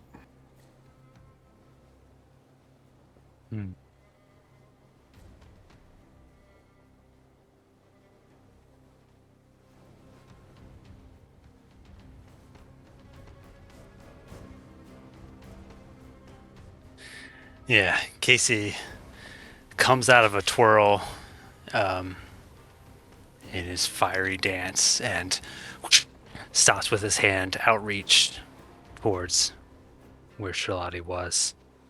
And he looks up and the fire in his eyes dims ever so slightly. And he snaps again. The balls of energy that appear in his hands aren't quite as large as before. And he cracks his neck, glances around at his friends and nods, and then chucks one down at the creature in front of him, down on the ground. Disadvantage from prone, but advantage from this. Will be a normal chaos ball that flies at this creature. Right, sounds good.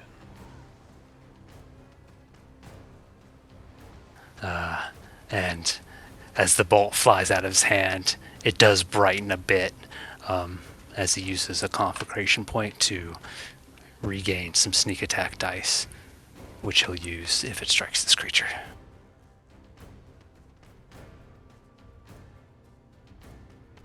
22 hits.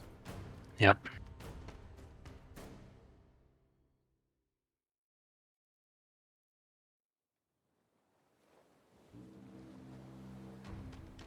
damage. Yeah. So the ball of energy comes out, shifting in and crackling, and as it strikes him, there's a loud as thunder strikes this creature for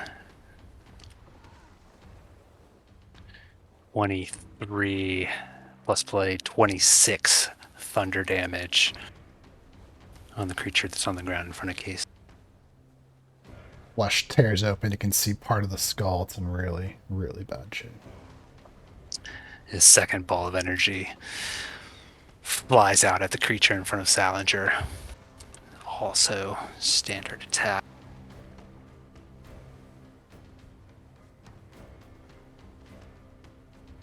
$21 to hit. This one, similar to the one that struck it before, is green and viscous and splashes acid all over that creature. And it strikes him for 12 plus bloodied 15 acid damage on the creature in front of Salinger. Yeah, Salinger, you see this ball of energy fly past you and strike the creature.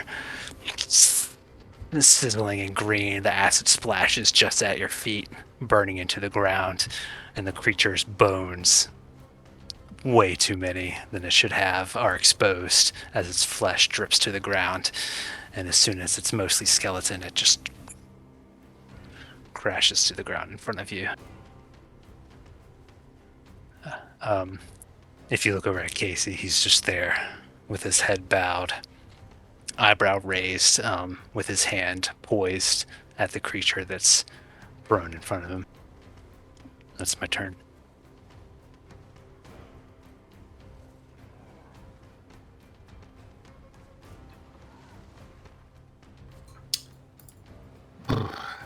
Esmond is going to shake his head and kind of snap back to this moment from seeing Zephyrus get fucking got, and just quickly turn to both Kibeth and Shalati, just say thank you, and quickly back away, like 20 some odd feet.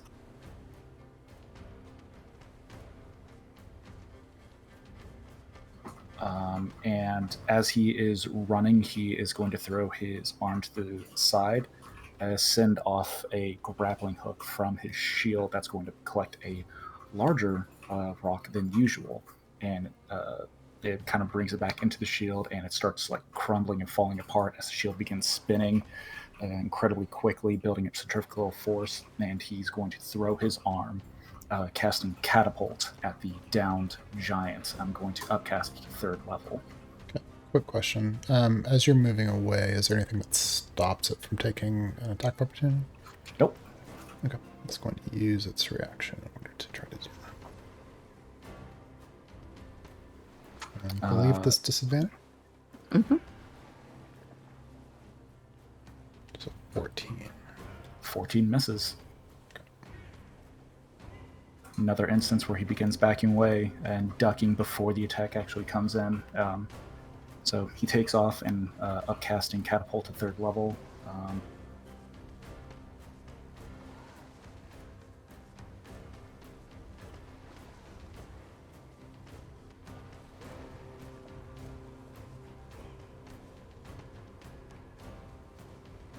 DC 16 against the downed giant.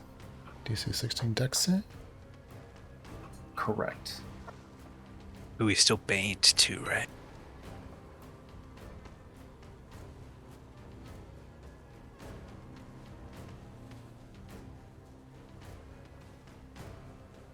Okay. 14. Wait, no. Sorry, 16. 14 fails, so he will sorry, take... it's a 16. He has advantage, not disadvantage. It's at disadvantage. I thought it would have disadvantage on dex saves when prone. Oh, does prone do that? Yeah. I thought so. Okay, then I don't think so. Yeah. Well, Disadvantage on attack rolls. I don't think it does. That's As it. rules as written, yeah, it doesn't do anything. It seems like it would, but I don't think there are any rules for that. Don't estimate the log roll. It's restrained that gives disadvantage on dexterity saving throws. Okay, that makes sense. Yeah. So yeah, it's normally advantage on saving throws. So that was an 18. -2 would takes it down to a 16. Okay, I'll use a spark point to re-roll that then. Okay, forcing it to reroll. Yes. All right.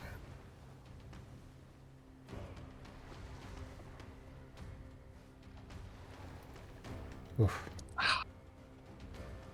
Well, the attack flies 90 feet and misses. Bonus action, I'll have Typhon swing at the giant that's surrounded by Kibeth and Shalati.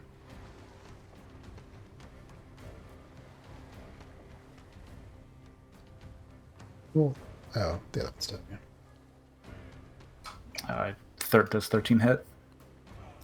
13, unfortunately, does not. Just hits a hard part of the body. Alright, that's my turn.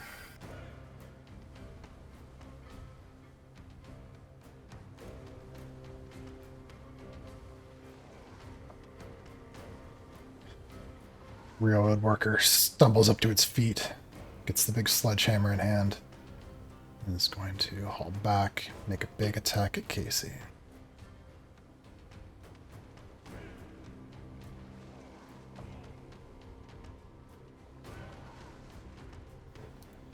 It's currently a 22, and that one is banned.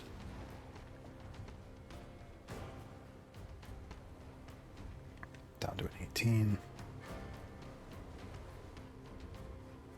One moment.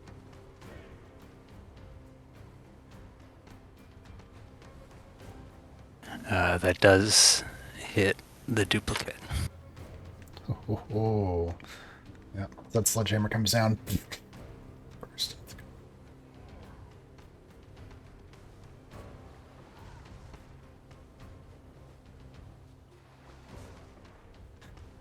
Each says, "Come on, Casey, you can do it!" And she once I again forgot again. Dang it.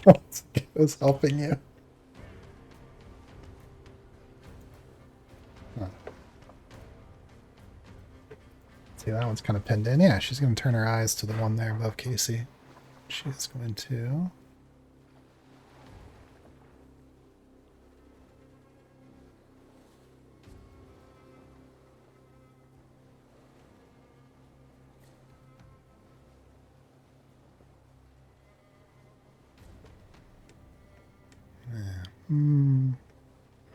Yeah, she's going to try for the old distant whispers.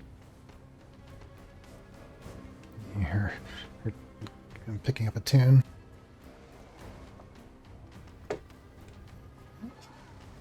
Needs to make a saving throw. Wisdom save.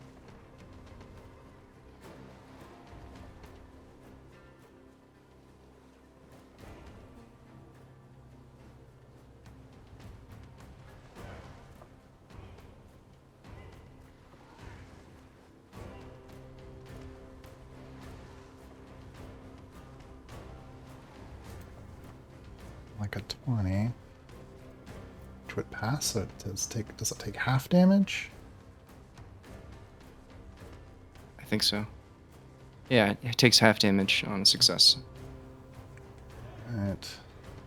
Which is 10 psychic, to which it is resistant. Plus bloody. Plus bloodied. There are a few who would say that Peach is a bad singer, but as she hits this particular note, you see the creature's eyes grow wide and it grabs onto a part of its own rib cage and then its own jaw, and it just rips and tears and pulls its own body apart. Ichor and blood and organs splash all over the ground in front of Casey, and it collapses back into a heap. Wow, what a drama queen. And Peach is killed. The Sheer sound of her voice. Singing is not that bad. She's never gonna hear that at that.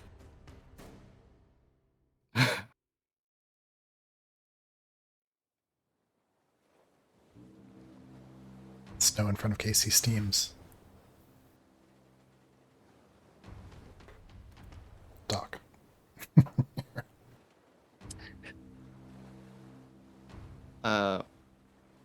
Alright, this is good.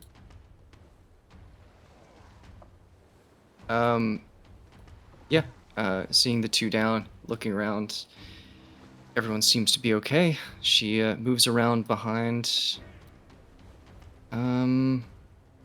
No, you know what? Actually, she's gonna stay a little bit further away. She kind of moves into a position. I'll move her around, and I'm just gonna have her hold her action.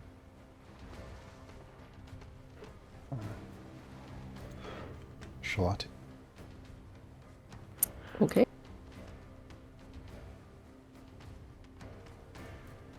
I think. Yeah.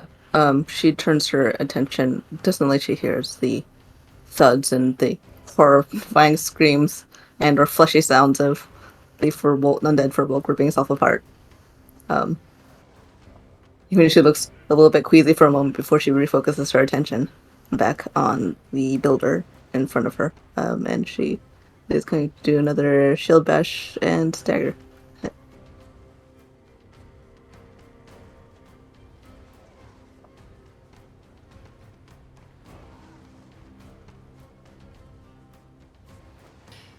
Actually, sorry, go ahead.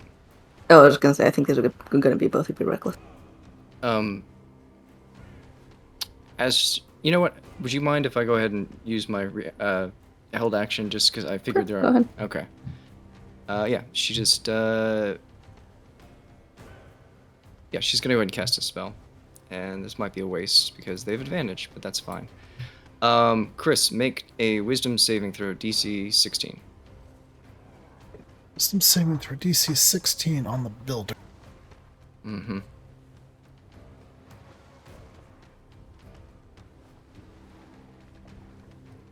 Failure. Okay. She reaches out and grabs into it. He finds he's frozen in place. Now, Shalati, do your thing. Hell yeah. Awesome. Whoa. Hang on. Wait, doesn't that mean it automatically crits? Yes. Hell yeah. Yeah. Remember, let me double check something. Yeah, I was just thinking, are these technically humanoids? Yeah, this might not be humanoids. Are they not? Well, once they're Might not undead, I be. don't know if that changes the creature type. I think that depends on how they're constructed. Yeah, because I feel like there used to be a hold undeads. Well, let me think. Give me 1 second. I'm just gonna check a zombie. Okay. There's hold monstrosity at level 4. I don't know that. Yeah. It might work now. Sorry, hold monster, not hold monstrosity. Yeah, at 5th level. Yes, unfortunately, this is not a humanoid. That does Waste of a turn. No. All right. Sorry, I did nothing, and I was so excited for that one. All right. I was very excited too. In a brief parallel universe, they slide out of that one. Yeah. This one. All right. Cool. Sorry about that. Go ahead. Okay, I'll continue and do the what you've done before.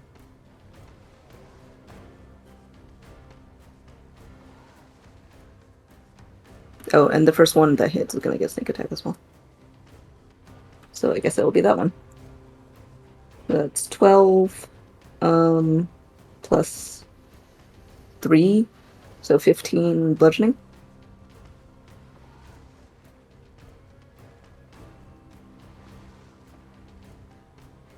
Yep, cracking some bones. It's, this one, you're hurting it, but it's still got some ways to go. Oh, I'll use my reaction with Poppy. Adding an extra 6 acid onto that attack.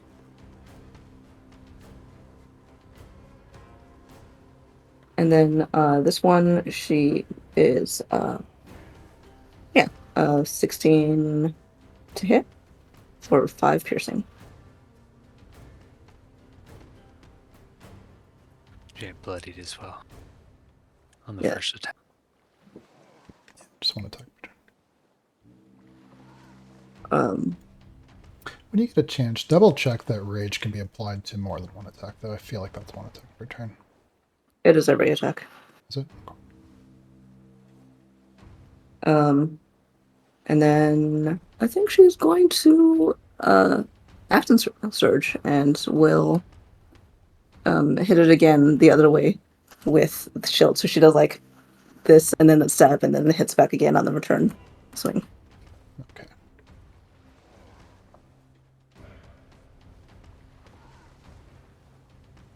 So that is another 6 bludgeoning damage. For a total of, what's that, 12, 6, plus 3. 21 bludgeoning and 5 piercing. And that will be it for me.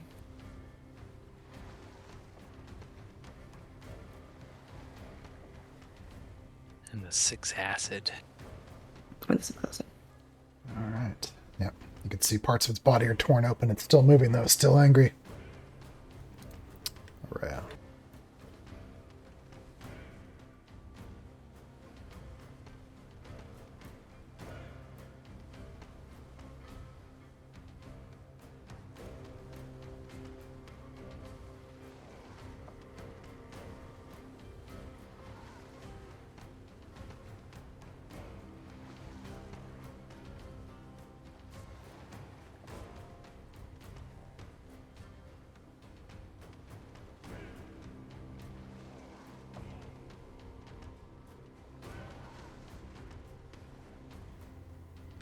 You might be What's she deciding gonna it just do? in case you didn't hear me. Alright, it's your turn. I just saw. I panicked. Because I am.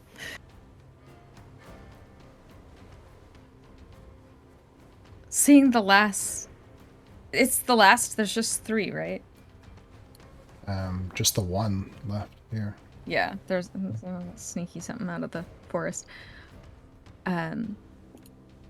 She's gonna cast.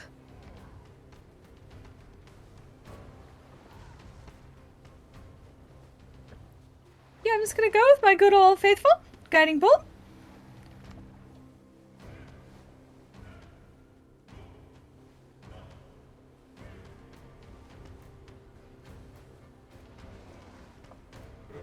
And 18 will hit. Oh, thank God.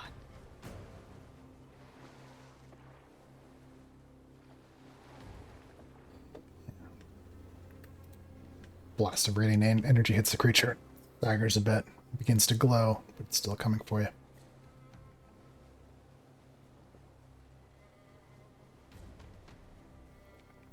I'm gonna stay still here behind Bethesda. I feel safe. I feel safe.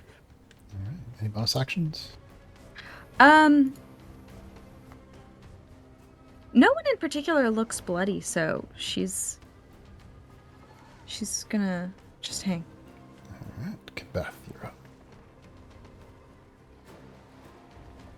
I'm gonna take a swing again at this guy. Oh, and if I hit, I'll use Divine Smite.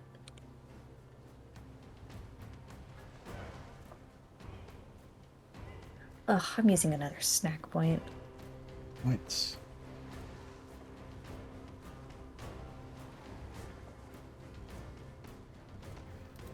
Oh, Man, yeah, he's swinging. I'm so sorry. I've had similar. Well, this is at advantage. Yeah, roll one more time because she's glowing. Yeah, one more, yeah. Oh. No, right. no. Oh my lord. Sometimes the dice are just not with you, and it seems I used up my luck on that one d20, that one natural 20. So, alas. This one's holding on as you swing with the hammer. It bats it away with the lamppost, snarling at all of you. That looks real mad. Any bonus actions, anything like that? Let me just double check.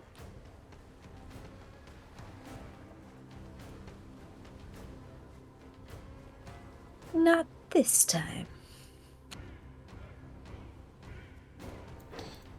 Creature's turn. It takes that lamppost and lifts it up and brings it down at Shalati. Typhon's going to impose disadvantage with a reaction. Make it a regular attack.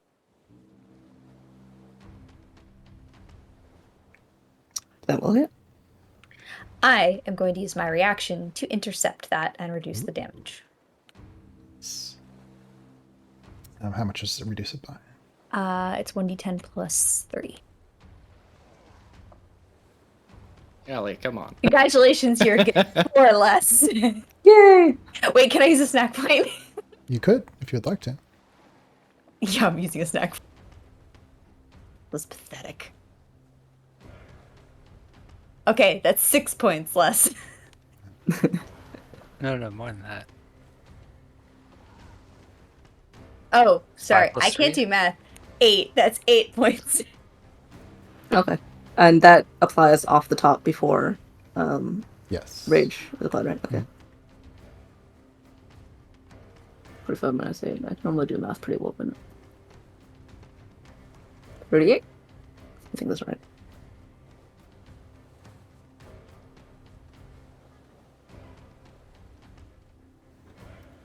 Is that enough to anyone notice you become bloodied?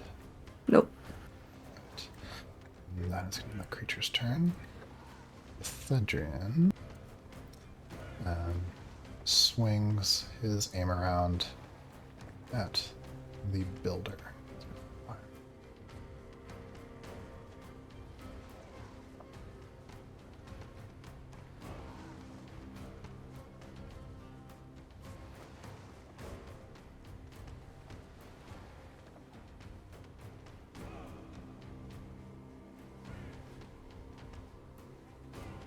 Give me half of the piercing. 14 plus 5. 18.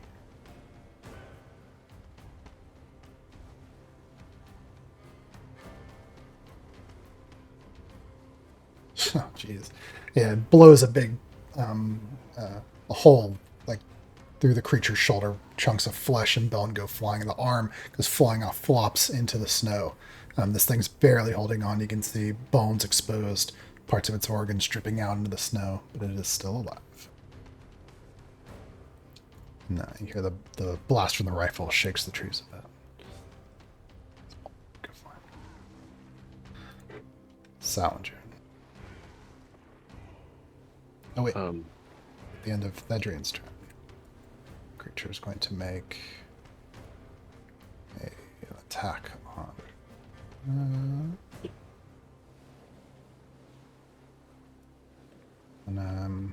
Typhon. On Bunny? Typhon, the Oh. disadvantage. Does an 8 hit Typhon's armor class? If it didn't, he would be gone. Yeah, no, misses. Alright, yeah, as it swings that lamppost and the serpents entangle with the thing and start hauling it back. Salinger, you're up.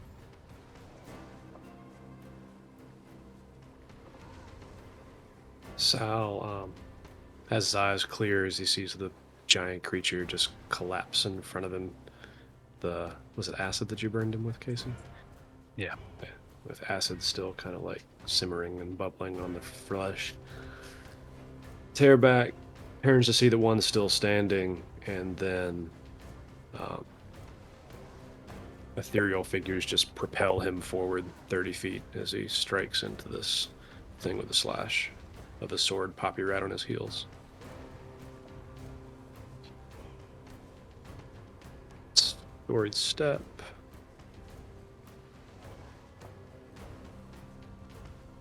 And I'll reckless to get advantage to hit.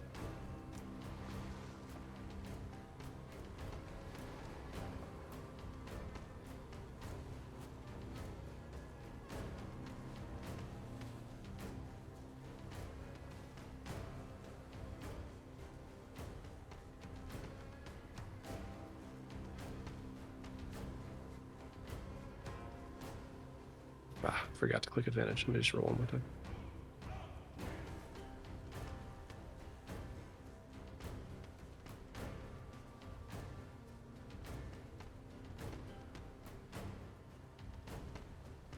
And we'll hit.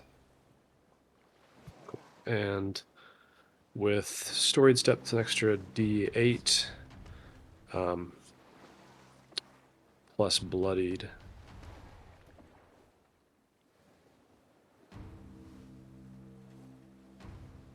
Puts me at what, 17? And I forget what the bloody damage calculation is. Plus half your character level, so it should be +3 right now. Okay, +3. So it's 20 damage. Anything from Poppy? Yeah, I'll use my reaction for her to add a d6 since I used my bonus action. Spitting acid over my shoulder to add an extra 4. It's 24 total damage. Mm-hmm. Tell me a story, Salinger. Oh, Yeah. Okay. Charging in from across the battlefield to help his friends, silhouetted ethereal figures pushing him forward, almost like they're running beside him. He jumps up, gets about 10, maybe 15 feet in the air. It looks like he went higher than he actually did, and then drives the sword into his chest. Poppy jumps onto his shoulder, spits acid into it, rides him down into the ground, and then pulls the sword out, standing on top of the giant creature as it hits in the snow, a cloud of snow shooting up around it.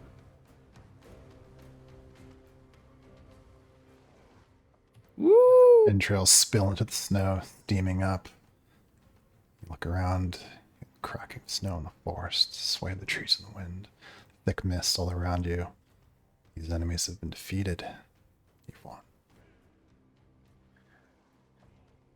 Real fast, are their bodies doing anything like the meat piles were doing? Like, are they reshaping? Anxiously looking at them, you don't see the same wriggling and movement as you saw with the meat piles. Everyone hears flames erupt from Casey's spot, and you see him burning the corpse in front of him to ash.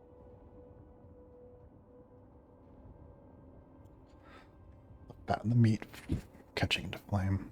He is. There's a putrid smell. Black smoke curls upward. You almost, as you really, at first you think you see a bit of movement from some of them, and you just realize they're slowly shrinking in on themselves a bit. Yeah, once that's done, Casey will move to the next one. Esmond, do you want to study the ruins before he burns them? Yeah, Esmond will move down to the one furthest south, and with anyone's help, presumably Doc, study the creature, study the runes that have been carved into it, try and detect what kind of specific magic has been used to enlarge it, and also just look for any valuables on the body. I would like to lend some religious insight, but in case these are evil, unholy zombies. As opposed to the good ones. Don't laugh at me. There might be a god of the undead that's just like, mwahaha. We haven't met a good zombie yet. But are they unholy? Yeah, so you guys gather around in order to study the bodies. Casey's burning the ones at the top. You guys are studying the one at the bottom. Esmond, let's see. You can roll Arcana or Investigation, and you can roll Religion array if you'd like to.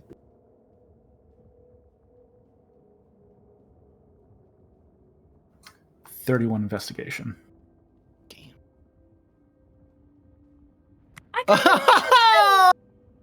Nice. What? They weren't religious zombies before, but now they are. See, okay, I can Quantum tell you for zombies. sure. I can tell you for sure this is an unholy zombie. Got it. She will add such insight. Let's see. So, Esmond, as you're studying what's been carved into the body, it looks like the kind of magical formulae that you're used to seeing, in a general sense, but you've not seen this particular magic specifically. There's a permanency to what's been done here. It's very ritualistic in its nature, and if you had to guess, it is what has led to the enormous growth of these creatures, the strange aberrations of their undead bodies. Not the undeath itself. It doesn't seem to have anything to do with that specifically, but it what has made them grotesquely large. And you can see that there are just like 3 times as many teeth as there need to be, and so many ribs and too many vertebrae. You can see like portions of bone that have grown in sort of strange directions. It's grotesque to look at. Ray, as you you study what you're finding here, I think what you probably are picking up is that the magic and the carvings on the skin are distinctly, they're not.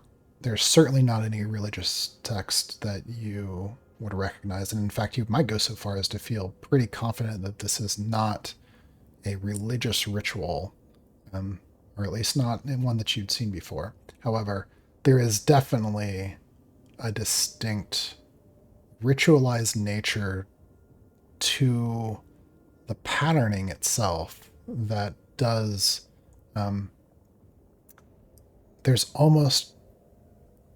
There's a prayer-like quality just in the aesthetics of it, if not, but not the magic itself.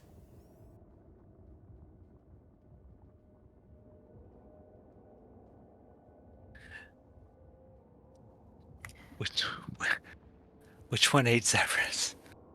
When you guys are looking at. Oh, get Zephyrus out. Yeah, as Esmond is looking over this, his face is just completely blank as he's looking over everything.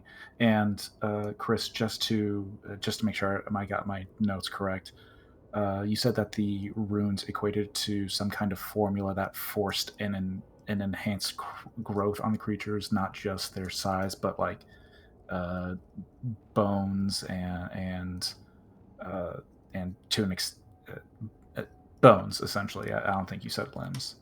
Yeah, no, their flesh as well, just the grotesque amount of muscle and everything. You also, I think with a 31, you pick up that this magic that's being used would only work on undead. It would not work on a living creature.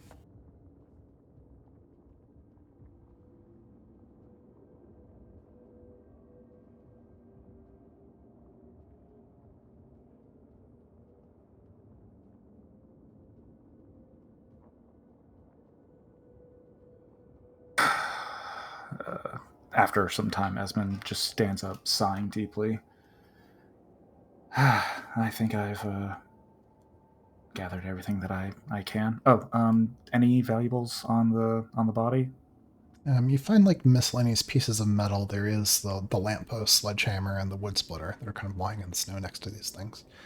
They're kind of crude in their fashioning, but they also, from what you saw from the impacts, are really well built.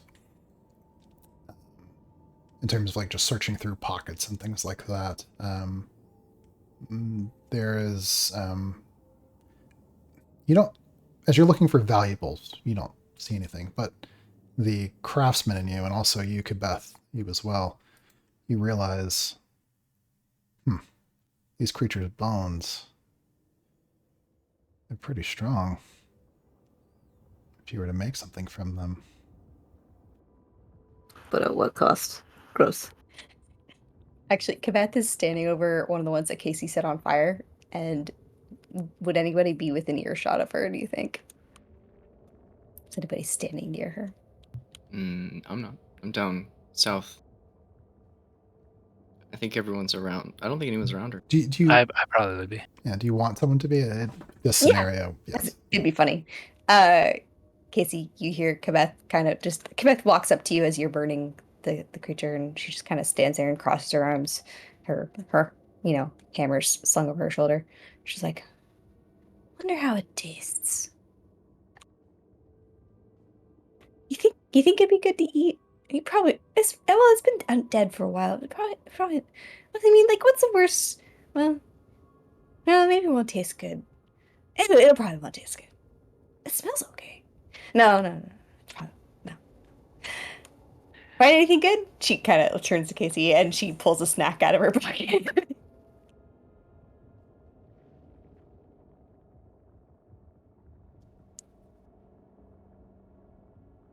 Casey just is speechless. slowly backing away. Heaven forbid any of us look slightly appetizing to Kabeth on a wrong day. We run Do out of not wanna- supplies, so we are all just cartoon turkey legs to Kabeth. Do not want to be in a Donner Party situation with Kabeth. Fedrian slumps a bit and slings his rifle. There's a look of wariness on him. Yeah, Doc is helping him, trying to usher him back towards the where the horses are and the cart. So we're like, all right, old man, come on. I think having done a quick glance around to make sure that nobody in the party, like none of her friends, are injured, Shalati goes over to Ava and Vithedrian, asking what happened. Yeah, as you kind of ease Vithedrian into the cart, he's, right. But you can tell there's a fatigue and weariness of him, some level of exhaustion. A quick glance at him shows you that he certainly needs some rest. A lot was taken out of him by what just happened. He says, no, lost my breath for a moment. It's the machines in you. We did a really good job considering the conditions. I mean, I'm not afraid to say that, but they're taking their toll on you. I'll have to take a look at them. So get some rest and figure something out.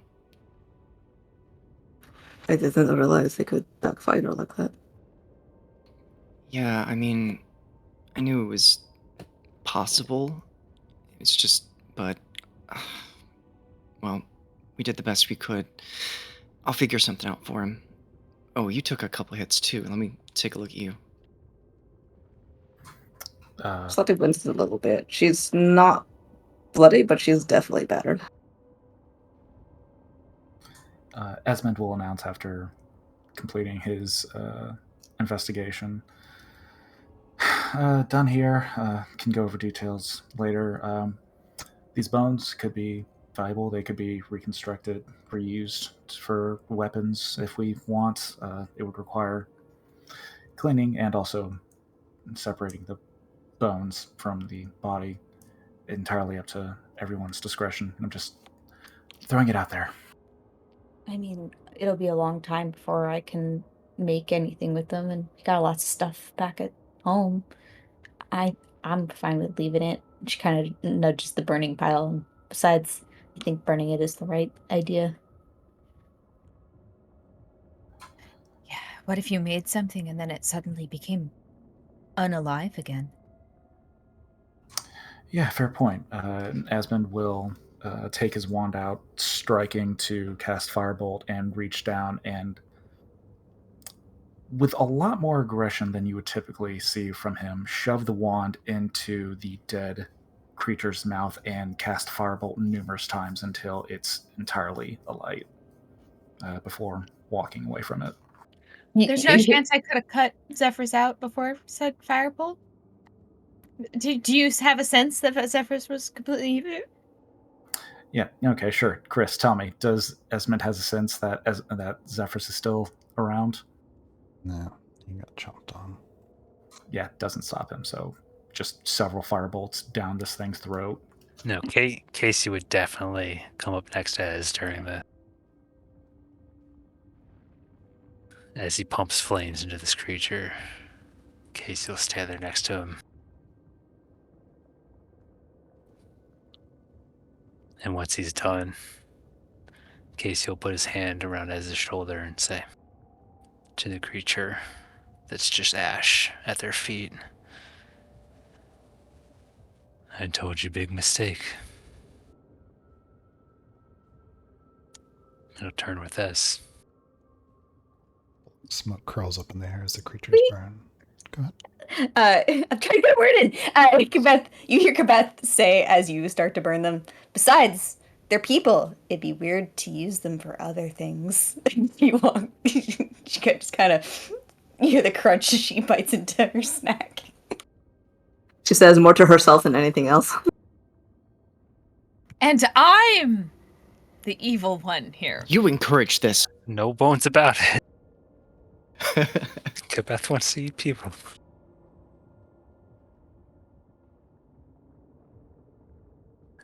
Yeah, Casey turns with S. Hand still around his shoulder.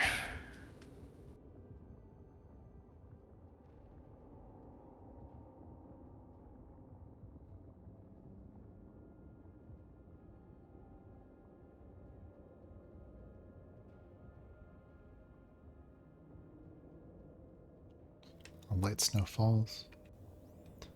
You guys wanna Well, I mean, we were gonna head this way. Continue? To town or? Well, down this road. I wanted to see if we could find those other people that might be out here. I I think think we just did. I think actually on that note, Lottie is going to look further down the road and like we'll check the prints that the three made running down from the through the trees from the hills where they come from to see if they match the trail that they had been following. That the team had been following. Yeah, you take a look around and you find a snapped twig and a scrape against the bark of a tree, and it looks like someone was still continuing to the northeast on this road. You look back to the heavy footprints and the broken limbs of trees from the north. These creatures came. Unlikely that they're the first set of tracks were made by these creatures. Okay. So Lottie just uh, points at the continuing tracks, like the twigs and the etc.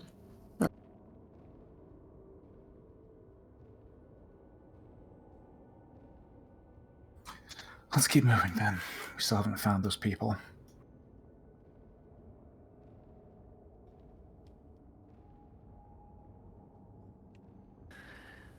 Did you see the size of this guy's ass? Yeah, unfortunately. Pretty up close and personal, too. Are you guys gathering anything from here, or just leaving it behind and taking the cart and moving on? I thought we had gathered some of the supplies from the left behind carts. Yeah, I just mean from these corpses. I think we just burned them. Okay. Yeah. Wait, didn't Esmond go through the pockets? Yeah, but you guys didn't find like valuables. That's when he kind of discovered the quality of the bones and stuff. Just the quality of the bones, you know? That's all he was going through. I'm Not the very pockets, thorough. their entire body. I'm very thorough when I'm checking pockets. Yeah, the guys, these bones are really nice. These are nice bones. Okay. Yeah. And so, pulling the llamas around, and Vithedrian looks stricken, exhausted. You would placed him in the back of the cart. Ava, was the intent for him to rest there? Yes.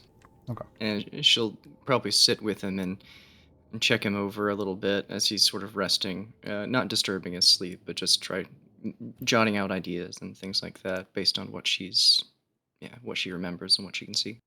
Makes sense. You got a natural 20 on that medicine check, right? If I remember correctly. Yeah. You have a very strong suspicion that if this happens again, he'll more than likely die. But in terms of trying to roll through her options, is that something I should consider in my own head, or is something I should ask you about? Like, what options would they have? Can she do something to alter the machines? Can she give him something else that would offset this? Are these things I should just brainstorm, or?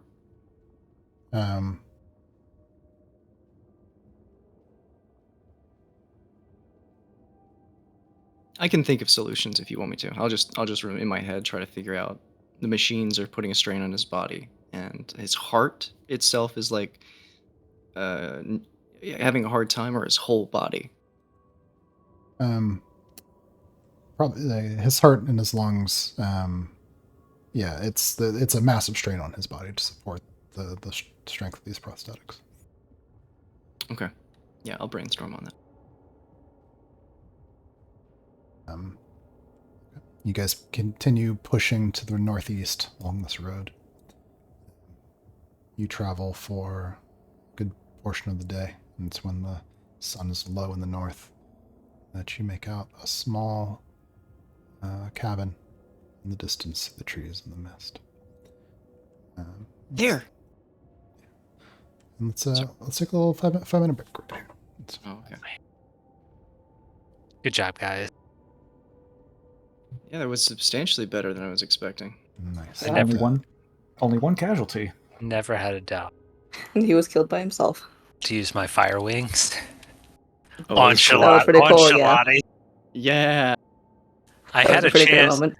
Like, the positioning at the start of battle made it so that I couldn't use it on that first attack. And I was like, ah. But then it came again. I just like that you turned the whole battle into some romance novel thing. Yeah. It was a good fight. I liked it. I was feeling pretty concerned rolling into this fight. Yes. Well, their Oh, ability to jump to any target Jesus. with how much they hit for meant that Uh-huh. if they jump to the right 3d10 target and plus hit 20? twice, Or they're- plus 10? And they Yeah. had to choose a new target, so any of the tanks that were like monopolizing their attention can't always be selected. So it's like, oh, it's gonna get to us little. That's why I was like, I don't know, go behind with Hedry. Yeah, after what happened to Zephyrus and then the swing at Poppy, thought it was going to be so many NPC tragedies. Adrian, bah. Worthless. The Thedrian I wasn't worried about. He seemed fine. I am Again, glad we that I can got to use my Lesser Restoration in combat. Yeah, that's good. Yeah, that was cool. That was good. Well, it was Still because vote your for different medicine. extra I wasn't going to use it. I was like, maybe he's fine. Maybe I that's honestly- just what double ones for initiative does. Yeah, I thought I was gonna waste my entire action doing the medicine check on him because I was like, I think maybe he's just like gonna lose 2 turns. Chris would be like, ah, he's fine. I'm like, God damn it! All right, but it made. Sorry.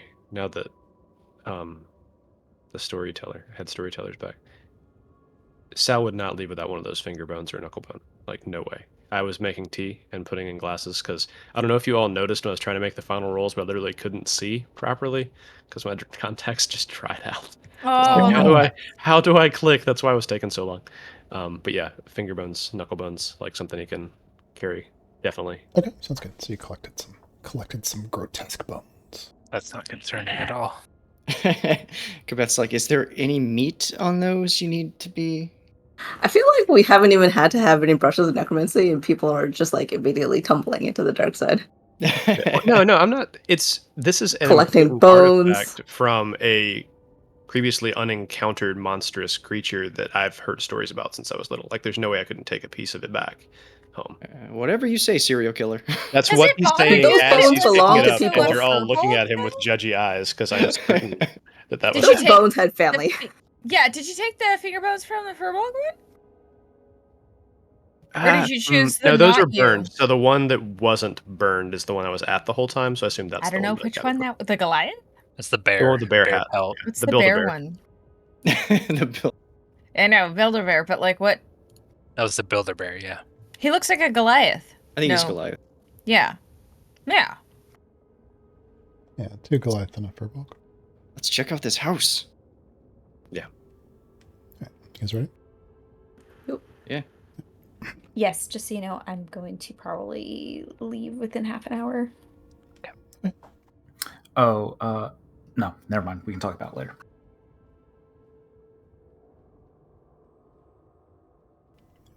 So at the end of this thin road that curves through the forest, what you come to is the shape of what seems to be a hunting lodge, small shed nearby.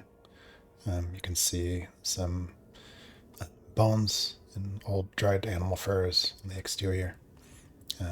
Shalati, as you move carefully along the road, crouching down, you see another broken sapling, or like a twig. Signs that someone's been here recently.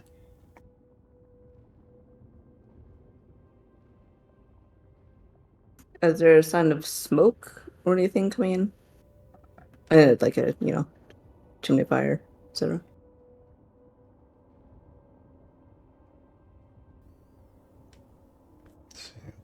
No, do not see any smoke. Charlotte looks at the cabin and then looks at the rest of them and says, "So Shall we sneak up or announce ourselves? Well, the polite thing to do would be to knock. We can do. Let's sneak up. Honestly, what if it's just full of trapped zombies? Doc, do you want to introduce yourself? I mean, yeah, I think that if they need help, what if just one of us goes up to the front? I mean, Let's split the difference. Speak from your diaphragm. That way you can get the projection to go through the walls of the Salate cabin. so walks they up can to the. Is gonna start walking up toward the cabin. oh, Esmond Doc. will gently push Ava to follow behind Shalati. Okay. She keeps looking back at Casey, like holding her diaphragm, like trying to mimic, like, speaking of them. Okay. You see Kabeth behind Casey going, "Don't do that." No, she's got this. She's got this. She runs to catch up with Charlotte, who I imagine pushes her behind her as she's trying to walk beside her. Just a little bit. Like she's walking just a little half step faster, so each time Ava tries to catch up, she lengthens her stride a little bit more. Stupid tall people. She grins back over her shoulder, and then when they reach the front of the door, assuming they haven't been called at or helloed or whatnot, she'll just knock. Yeah, as you approach the front steps of the lodge, yeah, you do see beneath the overhang, you see some footprints of snow, like some dragged ice and snow up onto the stairs and up onto the porch. I mean, you knock on the door. First, you don't hear anything. You kind of hear muffled voices inside. If you're close to the lodge, you can roll a perception check. Yeah, Ava has her hat off and she's listening. And I'll wait till I hear what I'll do a perception check first, and I'll speak.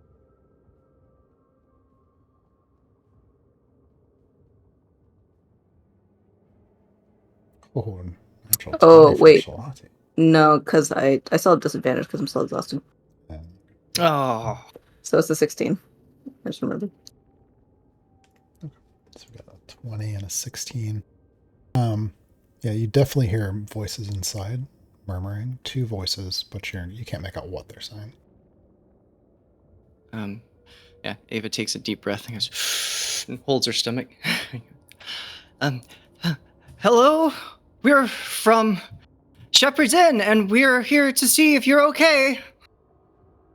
I'm Doc. Hello. Casey smacks Sal across the arm. See? She got it. She looks back over her shoulder to see what Casey's reaction was. She'll just kind of like look sidelong on Ava, and then following her gaze, looks back at Casey, and You hear there's a moment of pause, and then you hear some scraping and sliding of like wood on wood, like heavy furniture being moved away from the door. And then there's a turn of the old latch, and it opens up just enough that you see two faces peering out. Both of them young. One of them half orc, small tusks. And down below, chubby-cheeked goblin peering out through the crack in the door.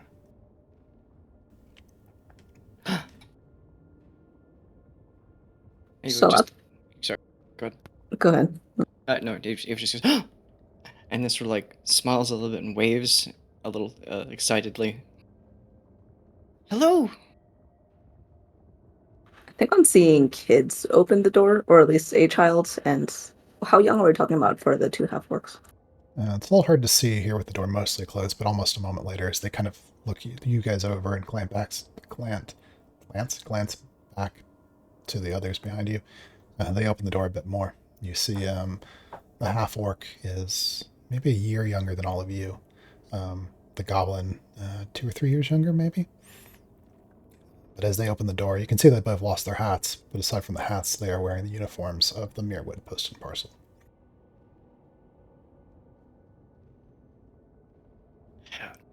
Your Hell fellow messengers in blue. My people! And they open the door a bit more, realizing that you're not undead monsters. Yeah, a look of relief comes on their faces, and they, Kabeth, are you wearing your uniform? No, but Kabeth says that out loud in canon. My people! And she rushes forward and she holds a hand up. She's like, I forget what my title was. Junior Parcel Officer Kabeth of what's the name of her? Shepherd's End. There we go. My brain is like, man, what are words? She holds her hand out to shake one of them. I think she grabs her hand without waiting for them to offer it. She's just like, Kabeth, Junior Parcel Officer of Shepherd's End. So nice to meet you. Oh my God, I don't have my uniform. This is. I look I'm out of uniform and I should be in uniform. Why didn't I bring my hat? I should have brought my hat. What was I thinking? She points to her bags though. She's like, but I got the bags. You see their eyes widen a bit. Roll an intelligence check and roll a charisma check. Okay, straight checks because I have advantage on insight. No, this is intelligence and then just charisma. I know, but you just don't. You never use our skills. You like to use the straight checks, but they're not the same, Chris. I have advantage on insight, so am I? All right, fine. That's true. Neither of these are insight checks. Very charming. Okay. Yeah, you see a flash of recognition in the face of the half-orc. He's, sorry, you're from Shepherd's End, yeah. And he seems to relax. Looks around, gestures kind of at all of you. Get inside, quick, get inside. Oh, okay. And Ava looks back over her shoulder and sort of waves and gestures in the same way. She said, "We should get inside." We killed the big ones. The big ones are dead. Are there others? Yeah, they both kind of blink and they look at each other and then look at you. And the half-orc says, "What, you killed them?" Beth gestures at the gore that is probably still spattered across our bodies, and she's like, "Well, yeah. I mean, they were gross and they were mean, but we pulverized them and then burned them." I guess They probably technically look older killed than they- probably not the right terminology though. More like re-killed, disassembled, really, as we stand. Yeah, the goblin says, "Wow." And the half-orc, he kind of straightens up a little bit. He says, "Well, I'm Jorn. This is Bog. Orthocles Feldspark House, you. At your service. Good to meet you." I see you're faring well here in this cabin. I barely got away. Henrik didn't make it. And the rest of them didn't make it either. Get inside, quick. Just in case.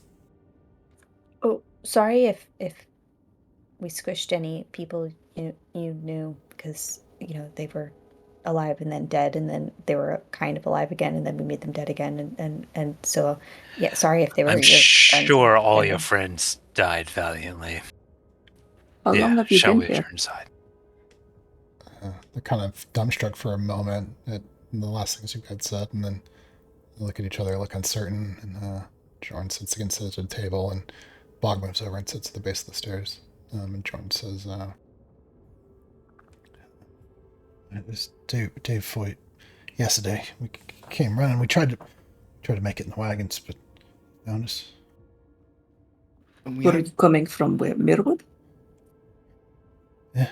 Did you hide out in the city the entire time? Well, it's been some months in the basement, in the tunnels we dug between the storehouse and tavern basement. I mean, Casters and Rumley, they didn't want to come. They said it was too dangerous, but Kautri and Robieth, they said we had to go. We had to find a way out, and we thought we would make it. We were all outside the town. We took half the supplies, but they came upon us, and it was horrible things. We have food. Sorry, I spoke too loud. We have. Would you like? We found your wagon. We have some. We have some food for you. Yeah, Bog the goblin. Kind of, you see his ears perk up. He says, "Hey, oh yeah, we had to leave our food. Yeah, food." Charlotte is going to leave the cabin and tie up the llama and the carts and start bringing in some of the rations that they had taken. inside you can see that there's a hearth in here, and there's a supply of wood, but neither of them seem to have started a fire. So you left Mirkwood. How long ago? What state was it in? Oh, it's there's dead in the streets, and there's there's a beast.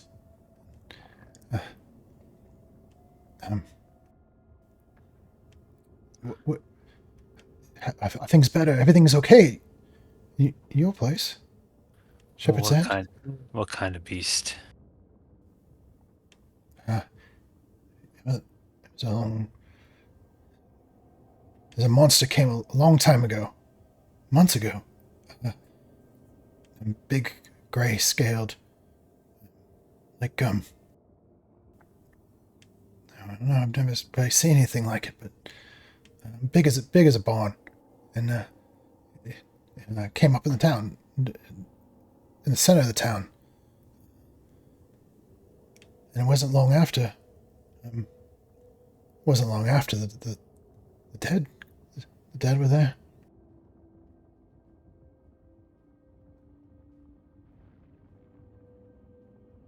I think Charlotte helps Bethedrian in as well. She doesn't just leave him out there in the cold with the cart.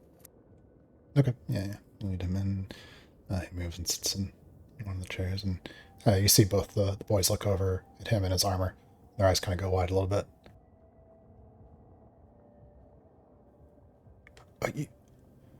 Y'all with the order? You came to save us! That we did. That's partially true. The full gamut of responses. Yeah, they look a little confused. They kind of glance each of your faces, kind of looking for answers. We aren't officially with the Order. Thedrian here is on a mission to rid this undead menace from the region, and we have been enlisted to help him. This beast the size of a barn will be no match for us. What kind of creature was it? What did it do? Yeah, Jorn says, well, for the longest time, it seemed to, it was roosting in the heart of the town, but... Was it made of slime? No, nothing like that. It was big. Almost like it was wearing like armor, like a soldier, but as a beast. Moved around on all fours, like it's like a big, like a tortoise, but with big teeth.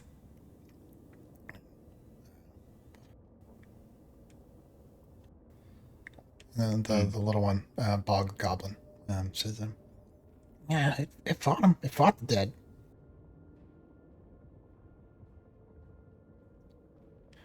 They'd come by and it'd smash him. Saw it. Did you see anyone who looked like they were the source of the dead? Jorn says, most of the dead, they're real dumb. There's nothing left inside, you know? But there's a couple. There's a couple, there's still something going on inside. There's doing things to doing things to peoples and changing them. Wait, you said this armored tortoise fought the dead. Yeah, anything that came near the heart of town, he would smash them good. But So there's two threats in town. How many survivors were there in the city? In our group, there's probably a good dozen left. They wouldn't leave. They can't. And then, yeah, our group came, and the tavern keeper Yax, he said we was going to run out of food. There wouldn't be enough after even in a few more weeks. We had to go. We'd emptied out the whole storehouse.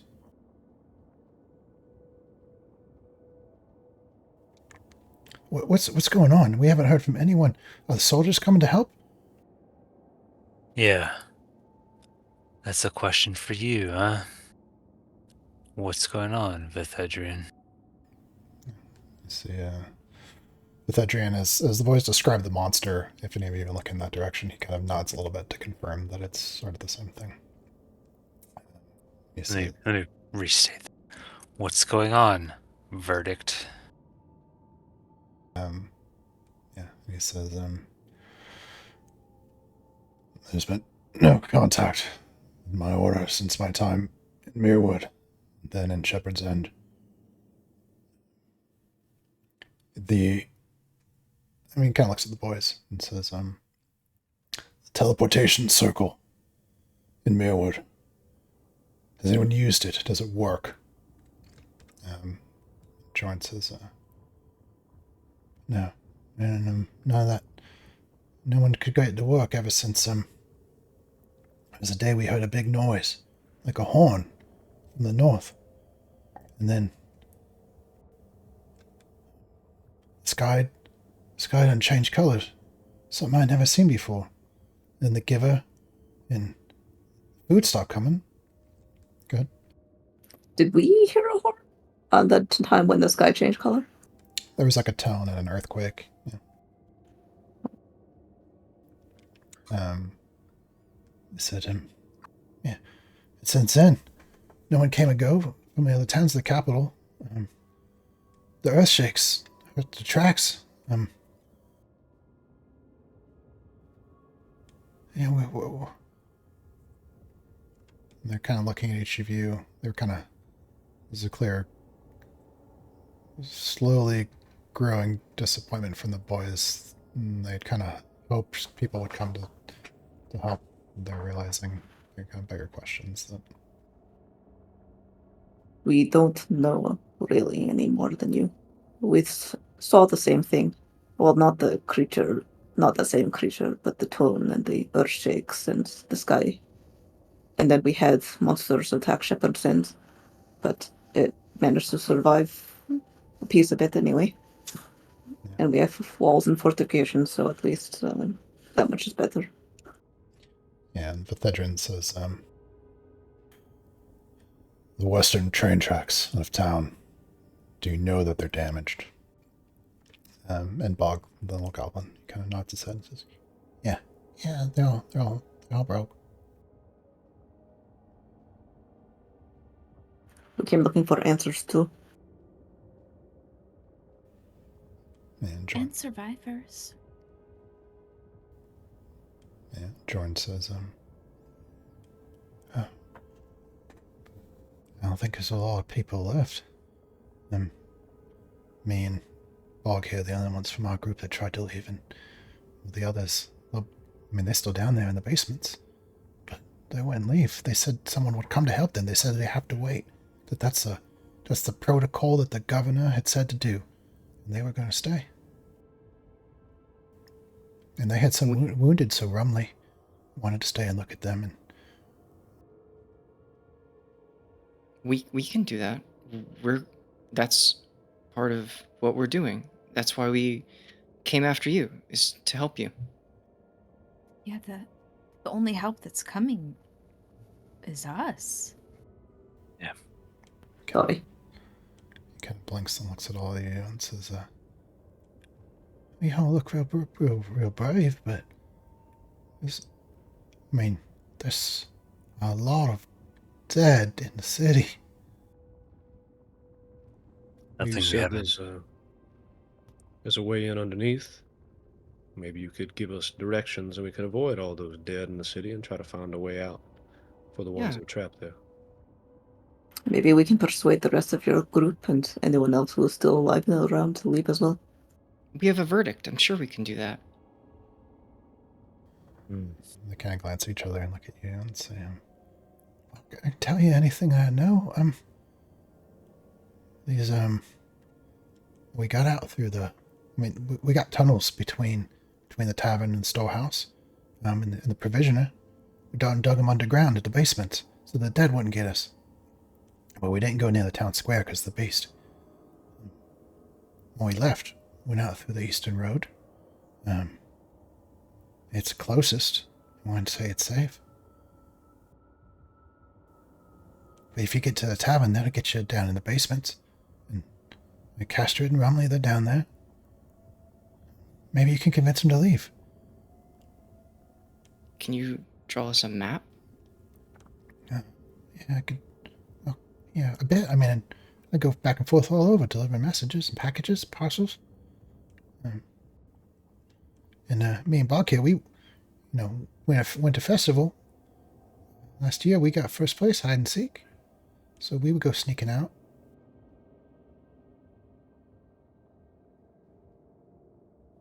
That's great.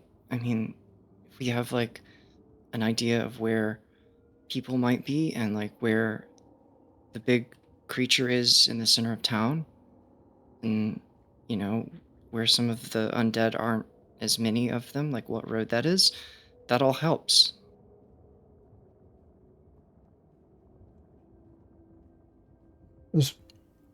Bog says, hey, tell him about the one that changes him. And Jorn nods a little bit. He says, so like after the noise happened, a lot of things stopped.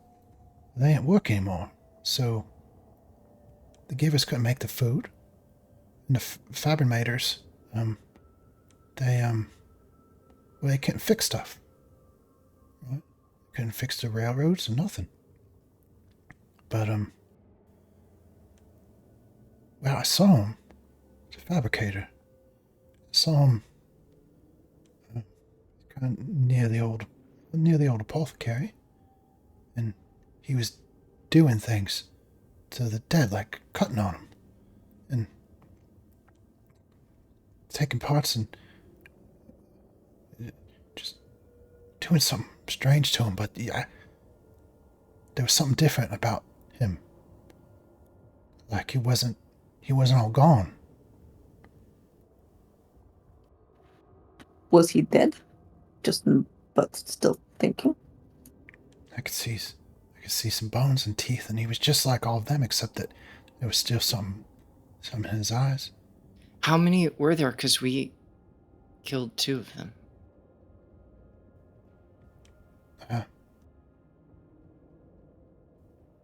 What do you mean? It was givers, I guess. Maybe not the fabricators, so maybe it was different. But we found givers who. You see his shoulder kind of slumps a little bit. Wait, the givers were with our group that got attacked.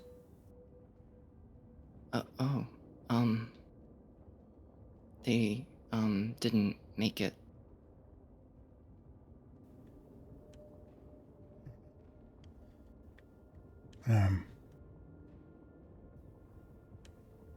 Wait, the givers left with you? Mm-hmm. And they were part of when you were attacked 2 or 3 days ago. Cartry, Robieth, yeah. They used to make the food. Well, tell us what happened with the attack. You guys, we found your carts along the road. Well, how were you attacked? We were sleeping in the cart, and we heard screaming and shouting. Something busted through. We got out. People was getting crawled over, bittens, all kinds of stuff. And then me, Bog, Henrik, Yaks told us to go running, so we went running. But we were in the forest. Henrik, we saw get him. Then it's just me and Bog.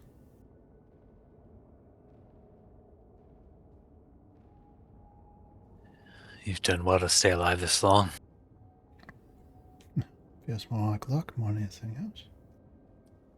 No such thing. We make our own luck. It's truly the maiden's blessing, though, that you were able to survive. I'm gonna challenge the luck statement. Ignore them. This is something I do a lot. She sort of like steps on you. So Esmond is going to step up. He's kind of been hanging out in the back listening to all this. Would either of you be able to give us a rough estimate as to the number of fabricators and givers that you had in town at the time of, well, before everything started going undead-like, I suppose? I mean, all the way back then, at the beginning. I mean, there had to be 24 of each. But that was a long time ago. And the time that you were just describing, where you had seen a single fabricator, undead fabricator, performing some kind of ritual, that was probably one of the first instances of finding one of those. Can you, this might be a long shot, the verdict here, Vithedrian, initially came to Muirwood, to Shepherd's End, looking into this specific situation. Can you recall any strangers coming through town at any point that you got poor vibes from, or just a stranger that stood out from the rest of the town? You're talking about the stranger come through. I mean, I delivered the letter that they sent off. They sent off a letter to. Well, they had. The governor done wrote down the words, and then they used magic to contact the capital. Well, I was there that day. There was a stranger had come through town, and there was a man up in Northern Village that they said that magic had been used to well, I mean, it's like one of them things. One of them like necromanced him.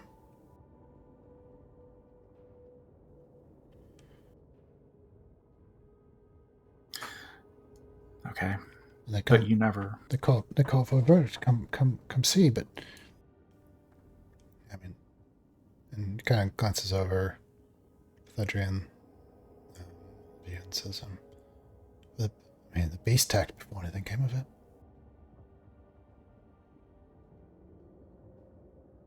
So you never personally saw what this letter was, the person that this letter was referencing. You just had sent it off, the request for a verdict to deal with the situation, correct?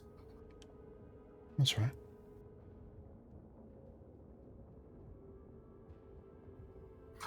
Okay. You think all that's happened is all related, all the same?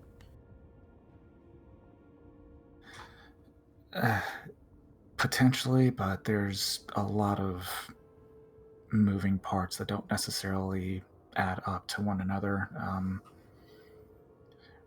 Regarding this creature, the barn-sized one, the armored thing, the day that it attacked, where did it come from?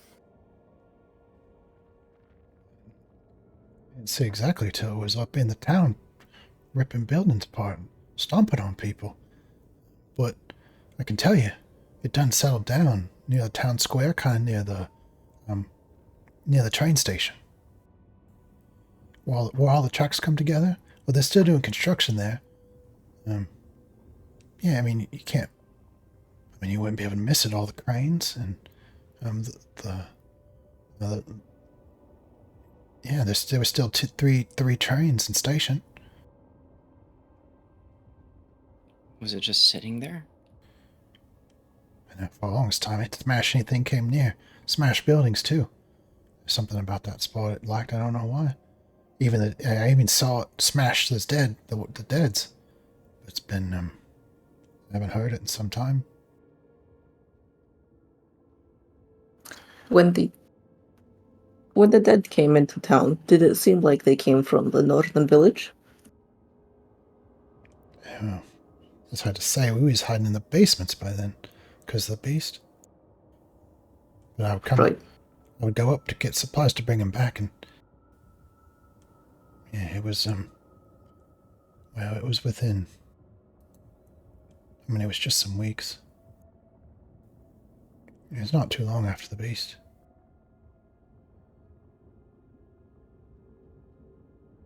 Well, the turtle and the dead aren't together then, obviously. I done seen it smash him real good.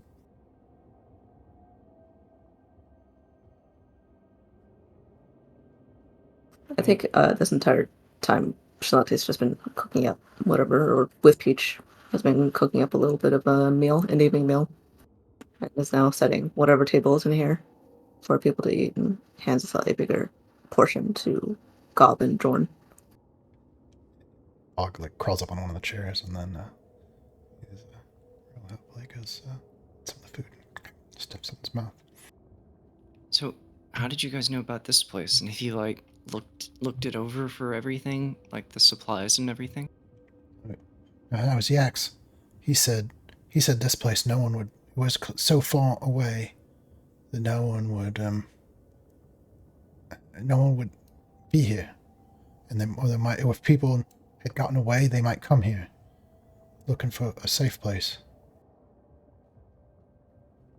And he said from here we could go up north or go to Shepherd's End, or even to the temple. Well, we mean to go into Workwood. Do you want to travel with us? Go back? Well, And you said you're good at hiding. You must be good at other things too, yeah? We can send you with the cart, perhaps, and the llama back up to Shepherd's End. But it is a bit of a dangerous journey. I mean, it turns my stomach right around to think Castor and Romley's still down there, but we tried to get him to come with us. They wouldn't go. Let's settle down for now. Let's all eat, and after we've all had an opportunity to rest, I think then we can start determining what our next action is going to be. I need some time to myself. Is there a room that I could have for a bit of time? Yeah, there's all kinds of space. And we don't need much. Are you volunteering for first watch? Oh, Sure, but I'm also just volunteering to see if I can fix my mistake during the battle. And Esmond moves to grabs his stuff and moves to a bedroom, and closing the door behind him. At first, Jorn seemed to think you were asking him if he was volunteering for first watch.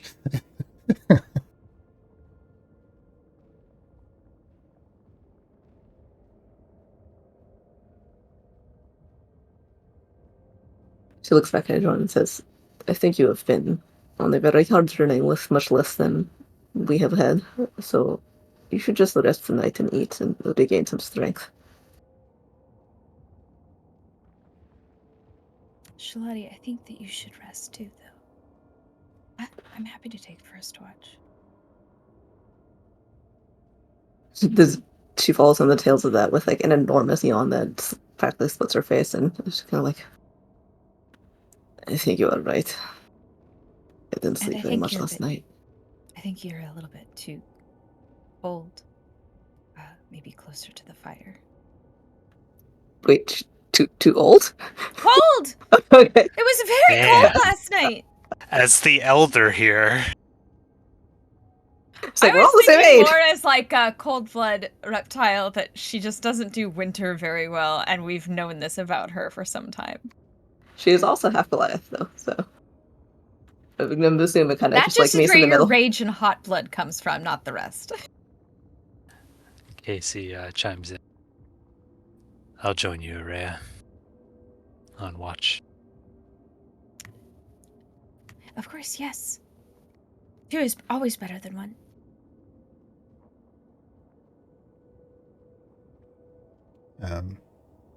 Yeah, so Jorn kind of looking at all and says, You really fought him and he won? Twice. It wasn't easy, though.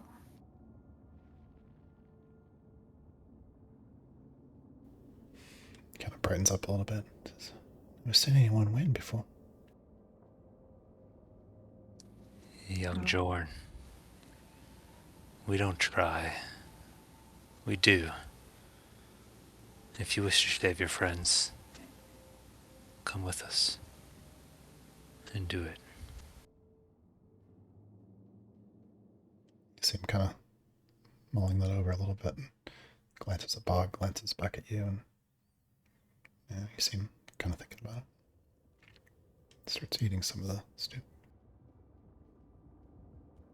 Don't know where everybody is, anyways. I mean, you know the town. We don't.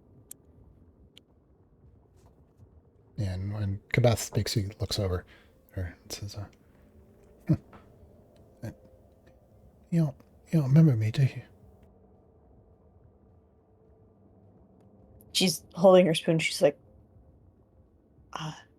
do I remember them? No, you don't. But he says, yeah, a couple of years ago, I ran a package out to Shepherd's Inn, and you and Simon. Anyway, yeah, I won't remember me either. A lot has happened between then and now. Sorry. Yeah, that's true. That's true. Beth peeks into the stew pot to see if there's enough for her to have 2 more servings so she can get her full rest. Yes. Araya will sacrifice some of her own if needed. I have snack pouch. And I don't snack as regularly as you do. And I have my hard tech. I just have to gnaw on it a little while. Save the hardtack for hard times, just in case. But thank you. And she'll take it. If now isn't hard times, what is hard times? Being trapped in a basement when there's a monster up above that we can't fight. God, those poor kids.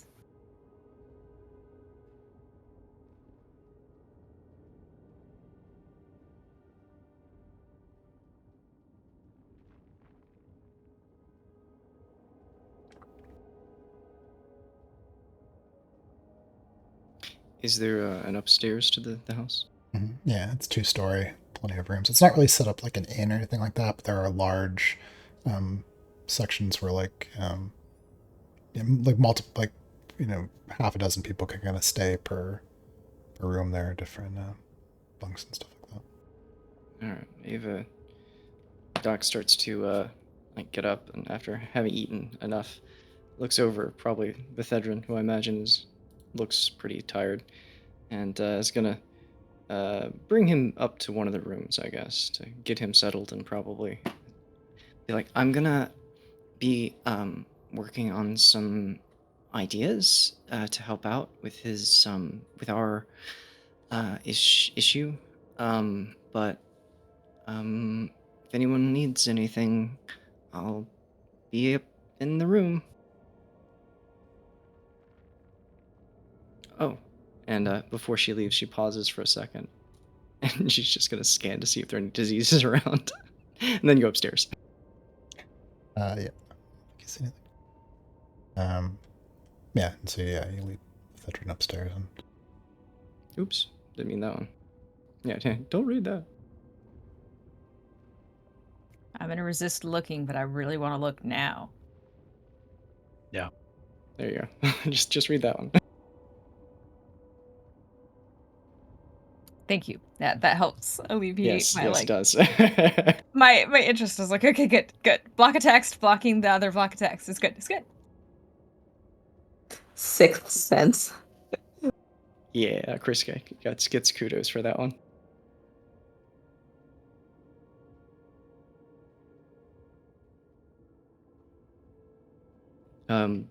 she'll settle in the verdict and then probably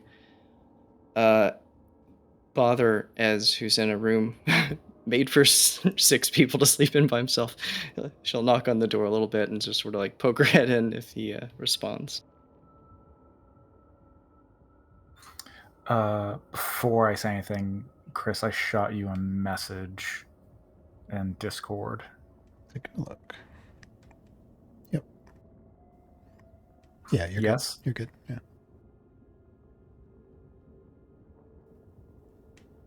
Yes, you can.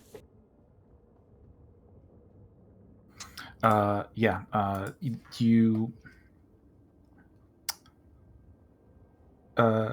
Esmond will just softly say, it's open.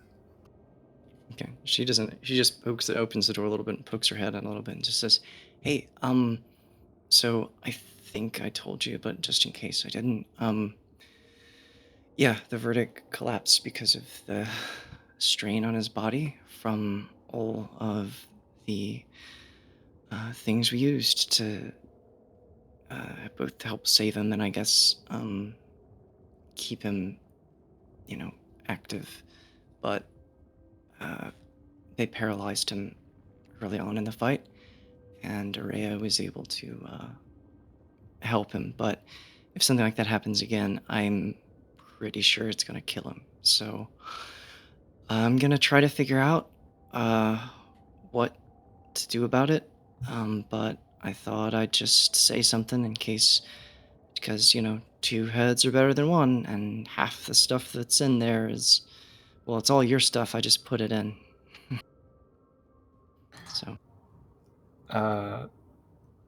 Esmond's been facing or sitting away from you this entire time. His legs are crossed, and you see him kind of leaning over a bowl that's glowing very lightly with some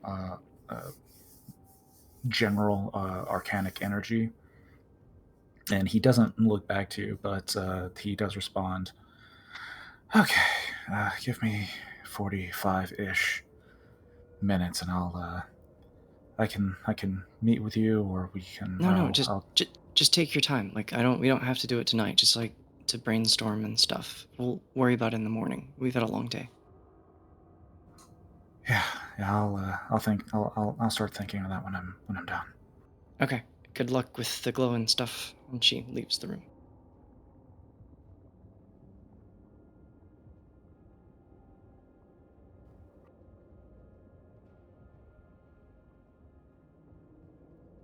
So with probably you guys, you're cooking, so I assume you have a fire going in the hearth now.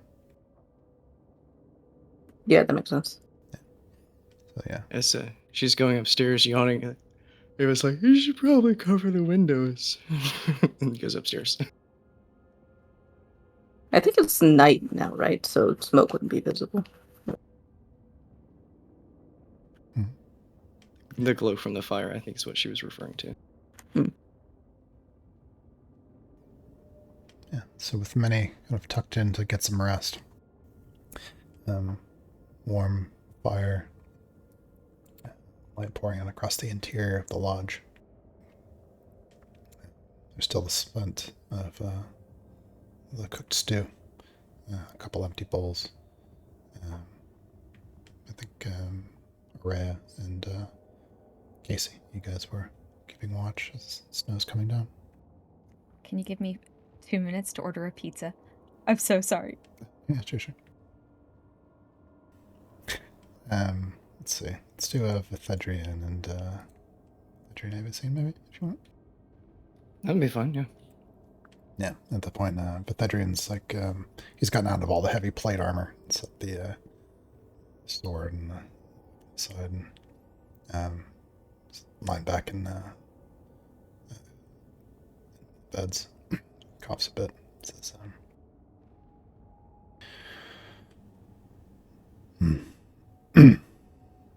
you can tell me about is it? Well, there's good news and there's bad news. The good news is the machine part will keep working. The bad news is it's put a huge strain on your body. Long term, it's a little too early for me to say, but if you have a shock like what happened earlier today, well, you're probably not going to survive it.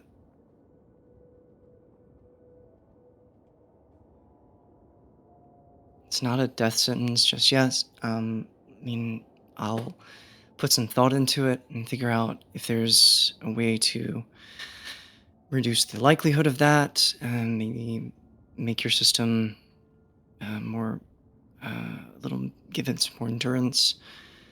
Maybe Ez can figure out a way to decrease the strain that the mechanisms are putting on your system, so we're not out of options, but you definitely need some rest.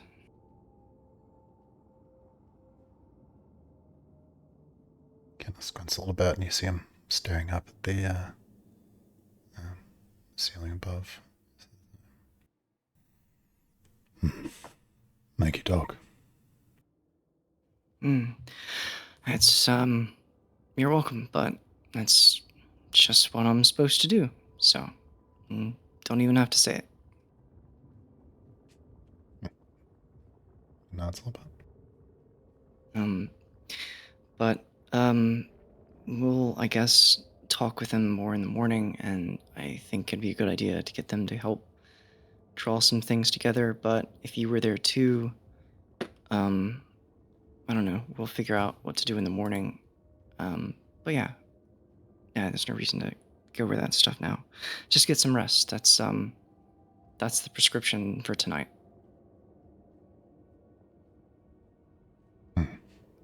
He just nods and says, you as well.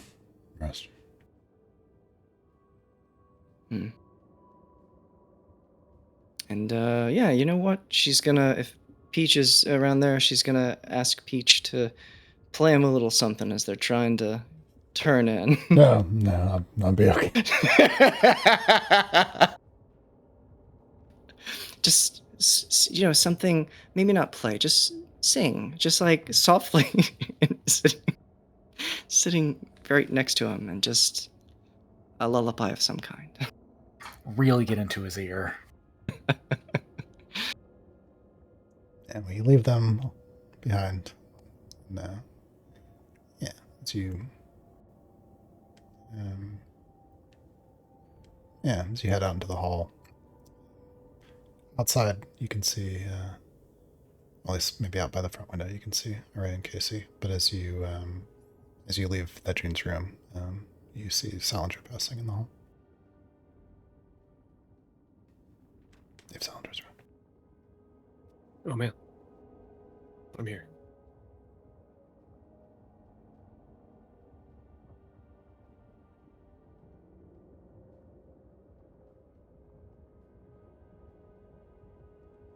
No particular pressure. It's just opportunity for interaction. That's fine. I was just refilling my tea. Who did I pass in the hall? You and Ava are just passing each other. Ava's coming out from the room that they put Thedrian in, and I think you were like more than likely getting ready to settle down for the night. Gotcha. So he would cordially ask in passing if she stops, "How's the old man?" Oof. Well, I think that, I don't know if it was the battle or something, but when the adrenaline hit his system, it seemed to throw all the machinery into overdrive, and it's stronger than his body is, so he's not well.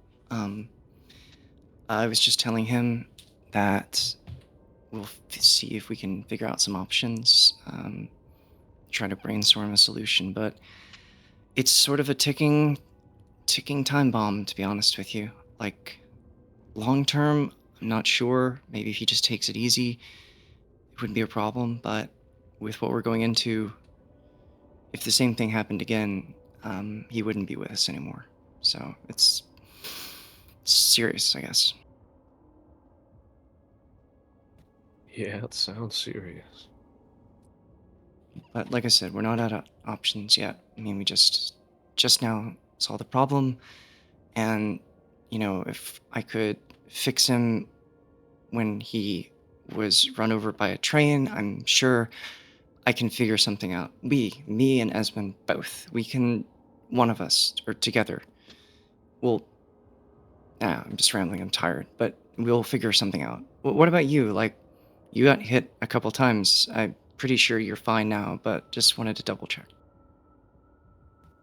Yeah, whatever you sent my way in the middle of that fight patched me right up. A few bangs and nicks I took, just I don't even have a bruise. Good. That's the goal every time. So, um, yeah. Do you have any thoughts about? I mean, I know we were gonna talk about it, but like, what do you think about, I don't know, all this and stuff? What? The rise of the undead as a result of a necromancer overrunning one of the largest towns near us, and we only find 3 survivors. Or, more generally speaking, about the end times we find ourselves in. I guess the former, the latter sounds like a downer. And both kind of a downer, but the times we find ourselves in, yeah. It was Apparently he just, has a cup of tea, because I keep gesticulating yeah. my cup of tea. Yeah, she's wondering, realizing that she made a joke, but he didn't think it was funny at all, and then wonders speculatively what might be in his tea. Yeah, no, like, I don't know. What do you?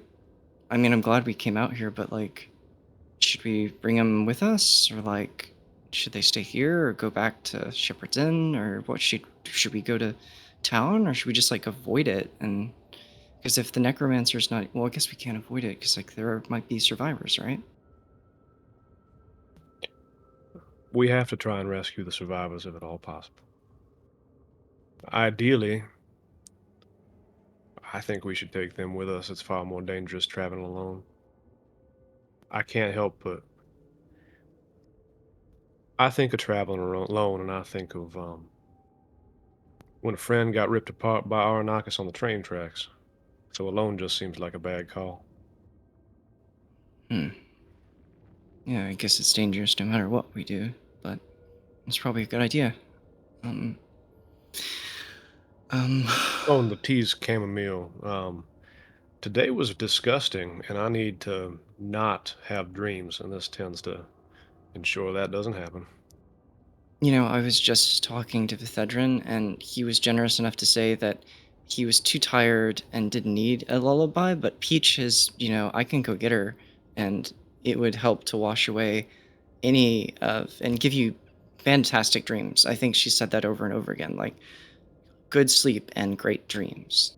It's like a promise, or Hmm. guarantee. Sounds right. I hear Casey's an excellent singer as well. Or at least by his own reckoning, though. I think he says he's good at, well, everything. Yeah, in his defense, he's annoyingly good at a lot of things, so. Yeah, tinge of jealousy. That sounded like jealousy. Yeah, I suppose so. I mean, if I was good at everything, that would be great. But I'm good at one thing. I'm happy with that. Um, Hey, Ava, you think mhm. we're heroes yet? mm, I mean, like, not like storybook, probably people make songs, kind of heroes or whatever, but like, yeah, I mean, we've done, we've actually like fought stuff and done some things that are pretty kind of big.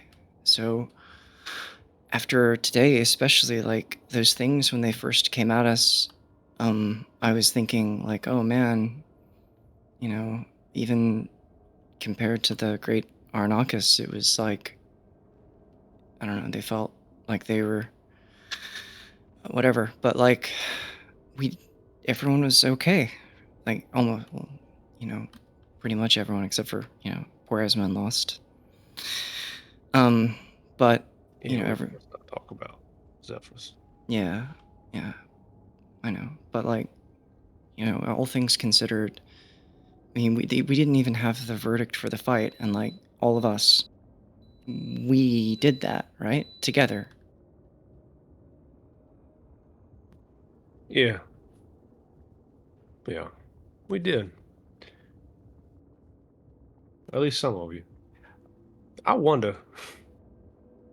You get to be heroes if there's no bards around to sing your song. What are you Like, we talking should about? write something. We have Casey. Do you have any idea? It's like a bard without music. Does that count? Like a Sh- poet without prose. yeah, he just needs. We'll just put him together with Peach, and she'll do like the harmonies and melodies, and he'll just do the lyrics, and there you go. Like, epic poem, or whatever. No, I mean, I don't know. You are tired. Yeah, but I mean, just because no one celebrates something or writes it down or creates a song or something like that, I don't think that changes what happens and the things that people do. You know, like if you're doing it for that stuff, you're probably doing it for the wrong reasons anyway, and you're probably not worth making a song about. So, doesn't really matter if they're bards, there can still be heroes. And, you know, I think you're kind of a hero. I mean, you stood up next to that thing and, like, never lost your cool once. Like, you were never scared, it seemed like. And that's pretty cool. Yeah, that was only half of me. I get. I've been thinking about how I've been trudging through all this stuff, and I thought maybe the next town might be a little brighter. It's definitely the opposite of that. Um, you got to find a happy ending at some point, I think, for the stories to happen, for heroes to happen. Um, just a lot of pressure. I'm gonna finish this tea, and it was nice talking with you. I'm sorry if we got a little existential. That was not my intention, but here we are. No, but that's fine. Sal, you can get some sleep, but I mean, we kept going down this road and we found two people and we're gonna help them. And that's not nothing. Yeah. Wish one of them was a bard, though, he says, muttering as he goes down the hallway. Meanwhile, out by the front window, Casey So we're and Araya patrolling keeping outside, watch. right? Up to you guys. Theoretically, I would do it outside. Just keep the trouble outside. Don't wait for it to come inside.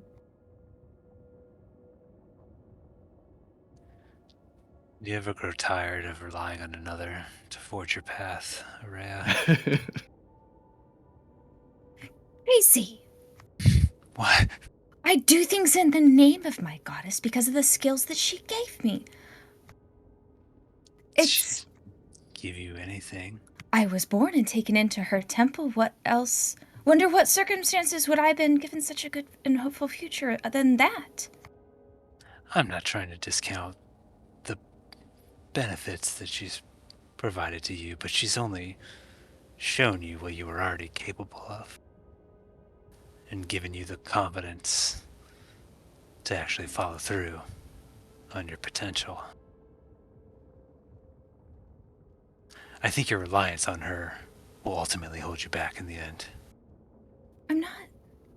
I do it for her. To what end? To what end? To help others. It's entirely the point, is to take Others what we are... should be able to help themselves. Absolutely not. Can't you see that the world needs more than just people to sit around? Others need help. Shepherd's End needed our help. We're leaving Shepherd's End to help others because they need our help. Well, they need help because they think they need help. That's... A baby needs a parent to look after it. We're not talking of babies, though. But Lux has been fortunate for years, peaceful and plentiful. With many folks haven't seen a hardship and wouldn't know how to deal with it. They all thought some help was coming. We're that help. We have to be that. Somebody has to step up. If no one ever stepped up, if everyone was selfish and only... Don't you see? You need to be selfless to help others. To what end do you help, then, if it isn't? Maybe you misunderstand. Maybe. I don't mind. That's helping different. those that need help. It just sounds like a consequence. Oh, I happen to help others, which is great, but... But I do take onus with those that impose helplessness upon themselves. Do you think that through my worship, it makes me helpless? Or that I should be more prideful in the abilities that I was born with? I think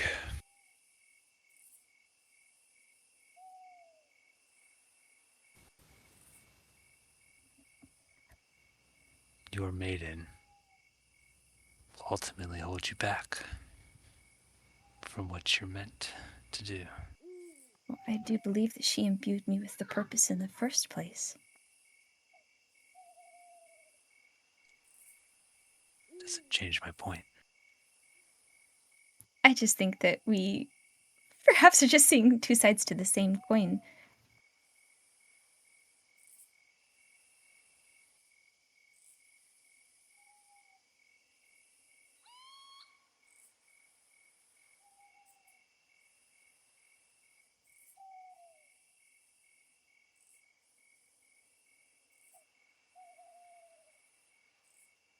Is Araya just picking up strays? She finds a small bunny. What? Well, she stole my beans. I mean, you are the edamame.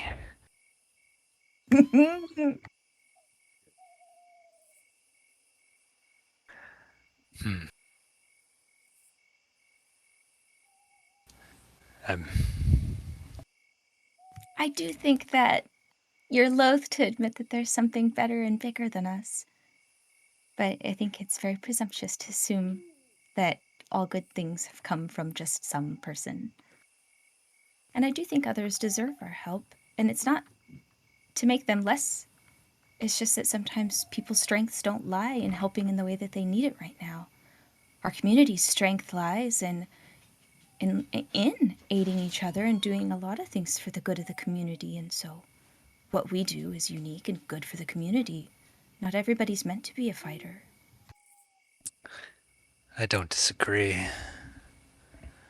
I just think it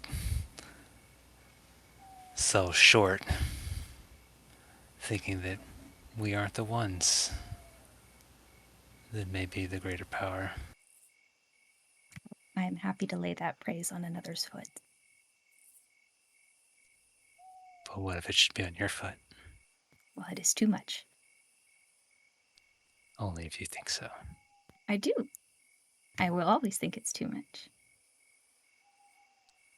And I will always change your mind. It's impossible. I think that you've taken on an impossible task. Impossible tasks. But aren't those the most fun to complete? Well, I do you think you choose very impossible things. Shalati comes to mind.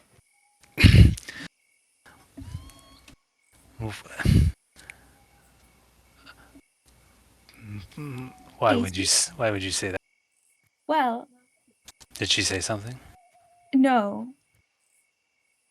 It's just that you see, maybe. Why can't you just simply tell her instead of...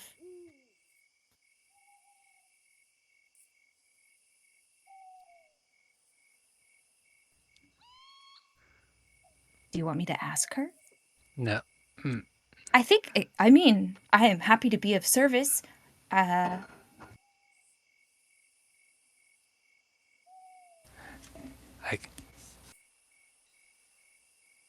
Shalati and I are really. No, thank you, Araya. I can handle the situation. Okay. I just... Well, I mean, didn't you? did you see her during the... She was wonderful. So were you. Yeah. You're a talented pair, but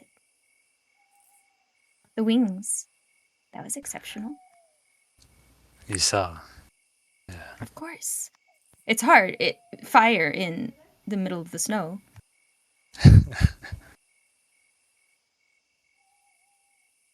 So I kind of gleaned that from the World Forge and dealing with those down there.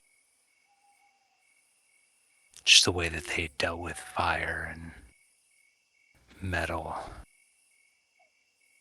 I don't know, it was a bit inspiring, you know? Only inspiring? Perhaps you see the divine and find inspiration, but do not grant the divine its necessary credit. Well, I think all that I do, comes from within, you know? A lot of what I do comes from within, but it is also met by the strength of character imbued within me through my long time as an acolyte. But I do the same with no such ties They're to not a ties that bind greater me. power. I find freedom in my belief, not shackles. And you find inspiration in unknown gods from deep beneath the ground, and I wish that we weren't banned from going back there, truly. The Accords are... The feldspar accords. I wouldn't want to, break them. Well, if you made them, I suppose it'd look really bad if you broke them. But there's plenty of inspiration to find elsewhere. I was hoping to find some shrines or temples along our way. I know that there are many that are long forgotten, left behind here and there, and Perhaps. I think so. I'm thinking more of this giant tortoise that smashes the undead.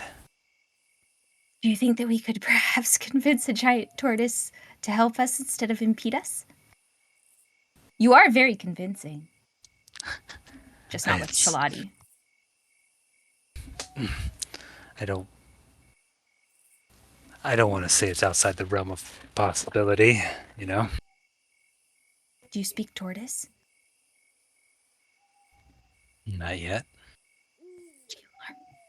Is it just slower? Common, but slow? Maybe we should check with Kabeth.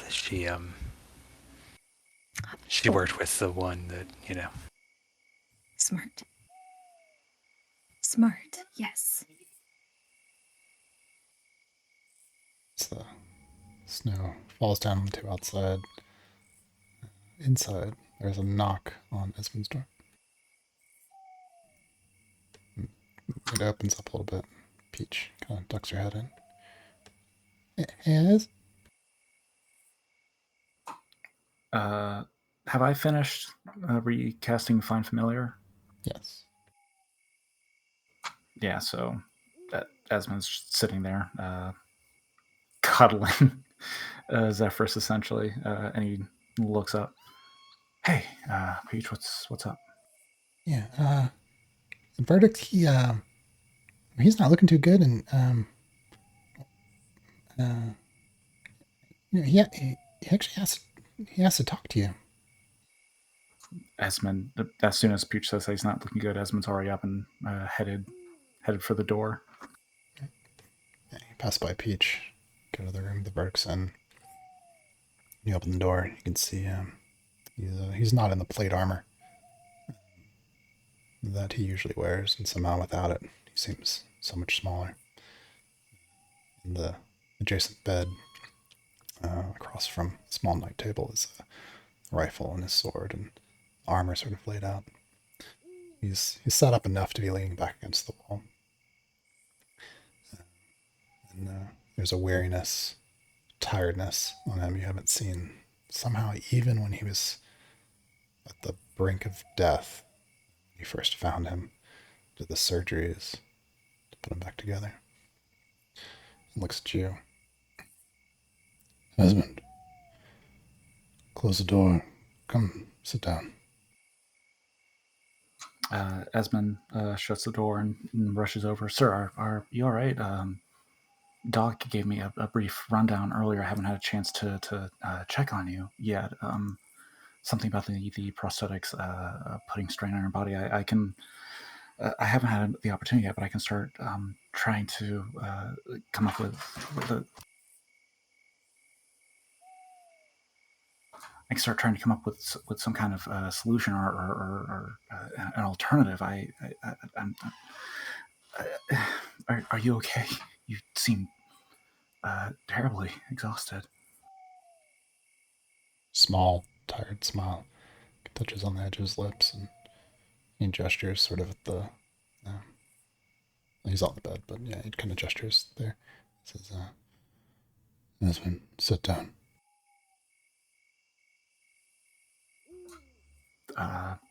Esmond will pull a seat up next to him. Okay, yeah, sure. Well, whatever you need, sir. He looks at you. Long few moments. And there's not anger on his face, or disappointment, or sadness, or suspicion. The expression there is almost an acceptance, but also a bit of a resignation. And as he looks at you, you see the wariness, the light sunkenness of his eyes. Despite his strength, he seems like a gnarled old root in that moment. There's a flash of cerulean light at the edge of his irises. As he looks at you, he says, I know what you are. And that's where we'll end for tonight. What? What? Okay. I'm off to bed. Great session, everybody. Yeah. Yeah, good night, Allie. Good night. I should as well. Oh, I won't see you guys for 2 weeks. Oh no. Yeah. Oh no. Yeah, so I will be gone for a while. I will miss playing with everybody. I will try to figure out something that makes sense for what my character might be doing during that time. We'll get into another fight. Well, you'll be Vithedrian's life support or whatever. Okay. Who knows? I'm gonna miss next week when Esmond just puts the pillow over his face and goes shh, shh, shh, shh, shh. Ooh, that's the A opener. carefully placed zap to trigger a heart attack. He summoned Zephyr's back just to send Zephyr's down his throat to strangle him. Cut off his windpipe. To lick his eyes. Oh, that's dark. Well, good night. Good night. Right. Good night. Yeah, it was I fun. too am sleep. What is Esmond that we don't know? He's an Oh. air genasi. No, exactly. What else would he be?